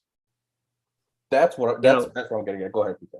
Yeah. So for a doctor, like if I had to get my kidney removed or my whatever, I needed surgery, I can't perform surgery on myself. So I definitely need to pay a doctor. Now, when it comes to Pokemon and the investing side or the knowledge side or the research side, like I could do that. So that would be my only argument there. Jake said that, so you need a degree to make money. No, but that's also not a one-to-one argument that, if doctors and lawyers can pay, then fellow hobbyists that have knowledge should also, charge not pay. It, to me, is not a one-to-one. Yeah. So do you need a degree to make money? No, of course not. But when you look, okay, if you need a degree on average, people who have college degrees on average make $1 million more in their lifetime than somebody who does not. So do you need a degree to make money? No. But on average, you would make $1 million more in your lifetime. Now, are there people that don't have college degrees and go on to own businesses and become way more successful than anyone that has a college degree? Of course, there's people. There's always exceptions to everything. But like, the degree thing, it's like when you look at it as an average, sure, then with a degree you would make more money. It's not a fair comparison either. So Pokenomics said 99% of people who have Patreons are not scamming people. Like, I think he's misunderstanding. We're not doing like the, is it a scamming thing? I don't think that's, if anybody took this as me saying like anybody scamming with a Patreon, like that's not what I meant. Like, I don't see it as being a scam thing. Did I put that like out there? I don't know about, I don't think no one mentioned scammed, but yeah. I did don't mention know where did 99% of people, I don't know where I have no way I to mentioned that prove that 99%. I That's mentioned that like the 99%. 86% of all facts are made up. Yeah, I mentioned that Meaning that fact is 99%. made up. I mentioned that 99% of content creators should not have a paywall, because to me, as far as knowledge goes and educating the hobby, it's just not there. It's just for entertainment purposes. So from an entertainment purposes, again, free markets, the consumer can do whatever they want with their buck, but that consumer should not be doing it. And one of my key points, again, because I'm speaking, what stems to this for me, it's just financial literacy for people is, what's your age demographic? Do you know the financials of your consumers of the paywalls? And one, should you even be responsible for that? Should you even care? Right? If there's a 20-year-olds, going into your paywalls and they're barely, making rents or paying bills or whatnot, should they be joining your pay? No, 100% no. I've had to cancel a few eBay sales because they told me, hey, I just need to hold off until Friday so I can get my paycheck. I said, dude, don't buy this card. You don't need this card. Transaction's over. You do not need to be buying Pokemon if you're waiting for your paycheck. How many of your consumers of your paywall do you know their financials? My conscience, I do not feel right. I would have to go ahead and probe every single person to know that they are financially set in order for me to be able to do a paywall and accept that money. Otherwise, there's way too much. There's going to be a percentage of people that should not be joining just from a financial standpoint. And you have no control over that as a content creator. So real quick, Jake said he's not doing this to defend himself, but all these content creators you are attacking and I think taken for granted. So again, if I was attacking anyone, I want to make that very clear that that was not the intention at all. And I feel like I think maybe Jake will have to go back and maybe rewatch at least this section of this live. I think Basic went out of his way a few times to literally say the words like, Jake, you are the exception to what we're describing. So I am interested to understand like why he thinks it's attacking these content creators, where I thought like we were definitely doing everything in our ability to not attack. So I'm wondering if, and again, I'm not a psychiatrist, Jake is a psychiatrist, but I'm wondering if Jake feels attacked by this conversation. And we weren't going to have this conversation until Jake said he was okay with it. So if you know which content creators I'm attacking, but I don't know who I'm attacking. Does PK, anyone know who I'm attacking? PK, are you wrapping up? Are you finishing up? Yeah. I'm gonna wrap this up. I don't want like anybody to have hurt feelings for this, but with that said, Basic, thank you very much for coming on this channel. Thank you, man. Mason, thank you very much for coming on this channel. And Mason, you got to put out more videos all the time. I know you've been having a pretty good, like, I had a couple that did pretty good. Yeah. So yeah, people are saying that I kind of was attacking. So it's interesting because I felt like I sat back for a lot of the conversation, didn't say a word. I think people will be interested to go back and watch this. And once again, I would have no problem saying that, hey, he's probably talking about me. I have no problem, as I have nothing to buy, nothing to sell from these people. It's just completely my opinion, completely what I see, and that's quite all right. Jake is definitely, he has 100% right to have his opinion. I would agree though, and because I mentioned this during one of Mason's lives, and funny enough, it was on Patreon. Someone asked Mason the question on Patreons and paywalls and whatnot. I gave my 2 cents in. I put my 2 cents in. I don't think people should join. Very limited to do it in the chat, but it was stemming from, once again, financially. A lot of people should not be doing this financially. I think the old card shop mentioned broke people in the hobby is definitely a thing, and they feel the need to be in the hobby. And that's what I'm looking out for. Those are the people that I'm talking about that should not be in here. The Swamis, the Dans, the Masons, they're all good. They're all good. And I bet you there's a ton of people that belong there financially. There's a ton of people that don't. And those are the people that I'm kind of targeting. Those are the people that I'm looking at as whatever 99% of the content creators are pushing in their paywall. It's not for you. You don't need it. It's worthless. And during that live, Jake gave a rebuttal to what I said. And just to be completely transparent, once again, I felt like he was defending himself. And had nothing to Jake, and it had everything to do, but once again, you can't really articulate yourself well, or at least let me take that back, because once again, Jake is the exception. Jake can articulate himself in the chat. I don't have that capability in the chat, but yeah, I think it's a conversation that we should definitely have off, because I'm very interested in Jake's opinion.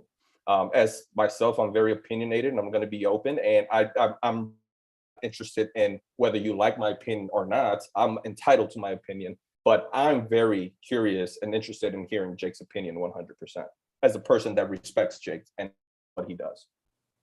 Yeah. This really went off the rails. It wouldn't be a PK. Exactly anything else. But yeah. Mason, so real quick before we go. Hello. Yes. Real quick, I want to know, we're going to end this video on a happy note. We're not talking about any more Discords or anything. How's the new store coming along? Oh, yeah. And are we going to get more updates, more update videos? Because I watched from the first second to the last second of your tour you did of your new store. I'm very interested in that. Yeah, so we just got all the shelving all ready to go. We made some tweaks about where we wanted to put some stuff. So, we had to kind of make a 6-foot section into 2 3-foot sections, and we have to move stuff around. So it's going to be, God, the cat hair again. Jeez. It's going to be a little different than what we had planned, but that's fine. That's normally how it goes. Like, it wouldn't be, anything that we do if it wasn't drastically changed midway. But yeah, it's got everything together now. We're waiting for the electricians to get done what they're doing. Contractors are finishing up with all the stuff they got to do. I got to sign up on the outside. That's exciting part, is always putting the sign up on the outside. It's cool. Other than that, kind of gathering a collection of stuff and trying to build some stuff up to have a nice little divide where we can put some stuff in the old store and the new store, and kind of figuring out where we want to put stuff. So that's where we're at now, and hopefully by the end of the month we'll be rolling and hopefully ready to go. We'll see what happens. We got some other things we got to work out before then, and it's kind of complicated. That'll be awesome to see. Yeah, I am doing so much on the ordering side and trying to do stuff, and this is the day-to-days of what we got going on, and trying to make our team split between 2 stores and all that kind of stuff. I'm doing a lot of that kind of stuff, and my partner is actually doing a lot of the new store stuff. But yeah, once we get, like I said, product in there and we're moving stuff around and stuff, I'll definitely pull the camera out or pull my phone out and do some more recording. So kind of give it a little updates here and there as we go along and fill that place up. It's gonna be cool. I'm really excited because it's finally the type of store that we've always wanted to make, but just as being a startup and stuff, we just couldn't. But yeah, we kind of spared no expense on this one, and we kind of did a really big fantastical version of what our old store is. So I'm excited to see how we do and how everybody see what people think about it, because my God, was it expensive. Now is not the time to be opening a store. I don't know if you know, probably not good timing wise on this, but it's been fun. It's been a headache. It's been harder than it had to have been, but and it's been more expensive, but it's been fun. Yeah. All right. So real quick, I saw Danny Phantom join the chat. Oh, So did he? I do Danny? have to just say one thing about Danny Phantom. So out of every single person I have ever messaged on Instagram, asked them to be on this channel, I've got a lot of no's. I haven't got a lot of yeses. But so I gotta say this, Danny Phantom is literally the only person I've messaged everyone. He's the only person to never answer me. So there's only the one, and it was you, Danny. But everybody else at least said no. You just ghosted me. So, but I will throw this offer out to you, Danny. If you ever want, it's an open-ended invite. If you ever want to come on this channel, have a conversation, discussion, it's totally fine. But you're the only person to ever ghost me. It's kind of funny. I'm a little salty by that.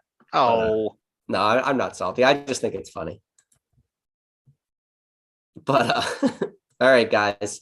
For everybody else out there in YouTube land, thank you for coming in. This chat went like this. This chat was the definition of the Pokemon market. Can I go, please? Yes. All right, guys. I'll catch you on the guys. next video. Bye, Basic. See ya.